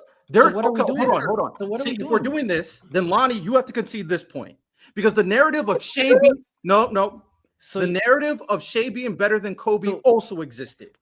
So if we're starting using narratives to solidify a point, that's when we get in murky waters. Because if we're doing an actual assessment of people's general thoughts of the rankings of the player of Jason Tatum, who was shit on for not winning Finals MVP versus Luka Doncic after the finals, the general consensus, if they're doing an actual rankings, was not Tatum over Luka. But if we're using generalized narrative, then we have to coincide with the idea that Anthony Edwards was also pushed the narrative for being top 5. Shea being better than Kobe was also a narrative, so we have to push that as well. And that's when we get in disgusting waters. Oh my! Technically, Steph was also shit on because he didn't win Finals MVP at the first time, and he turned out to be one of the best players of all time. I'm just saying. The narrative was there. This is like he moved up in the player rankings because he won a championship. It was there. Right now, from a is it accurate? No, but like, in one side you acknowledge the narrative is there, and another time you tell me I'm wrong. No, the narrative is there. The narratives may exist, but just because a narrative talking point for clicks exists doesn't mean that the general assessment of the players in a ranking. Who establishes the player rankings? It's the main media that establishes the player rankings. So if they have that conversation on First Take, the main source of clickbait basketball talk, then yes, it's a main. We can disagree with it, which we do. We can disagree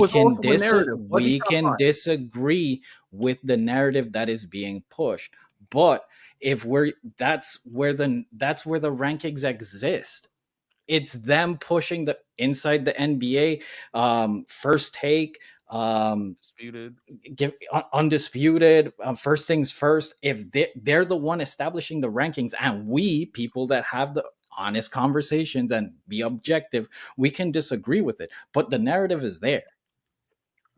Again, nobody's denying the narrative. They throw out narratives all the time in regards to conversation. There's also a narrative that LeBron James was not a top 3 player in NBA history. So yes, narratives exist. Narratives exist for clicks. What we always distinguish based off general conversation, if it's deep dove into what rankings are. That's why for the most part, we understand the general assessment of rankings is Michael Jordan, LeBron James, and Kareem Abdul-Jabbar generally are put in people's top 3s.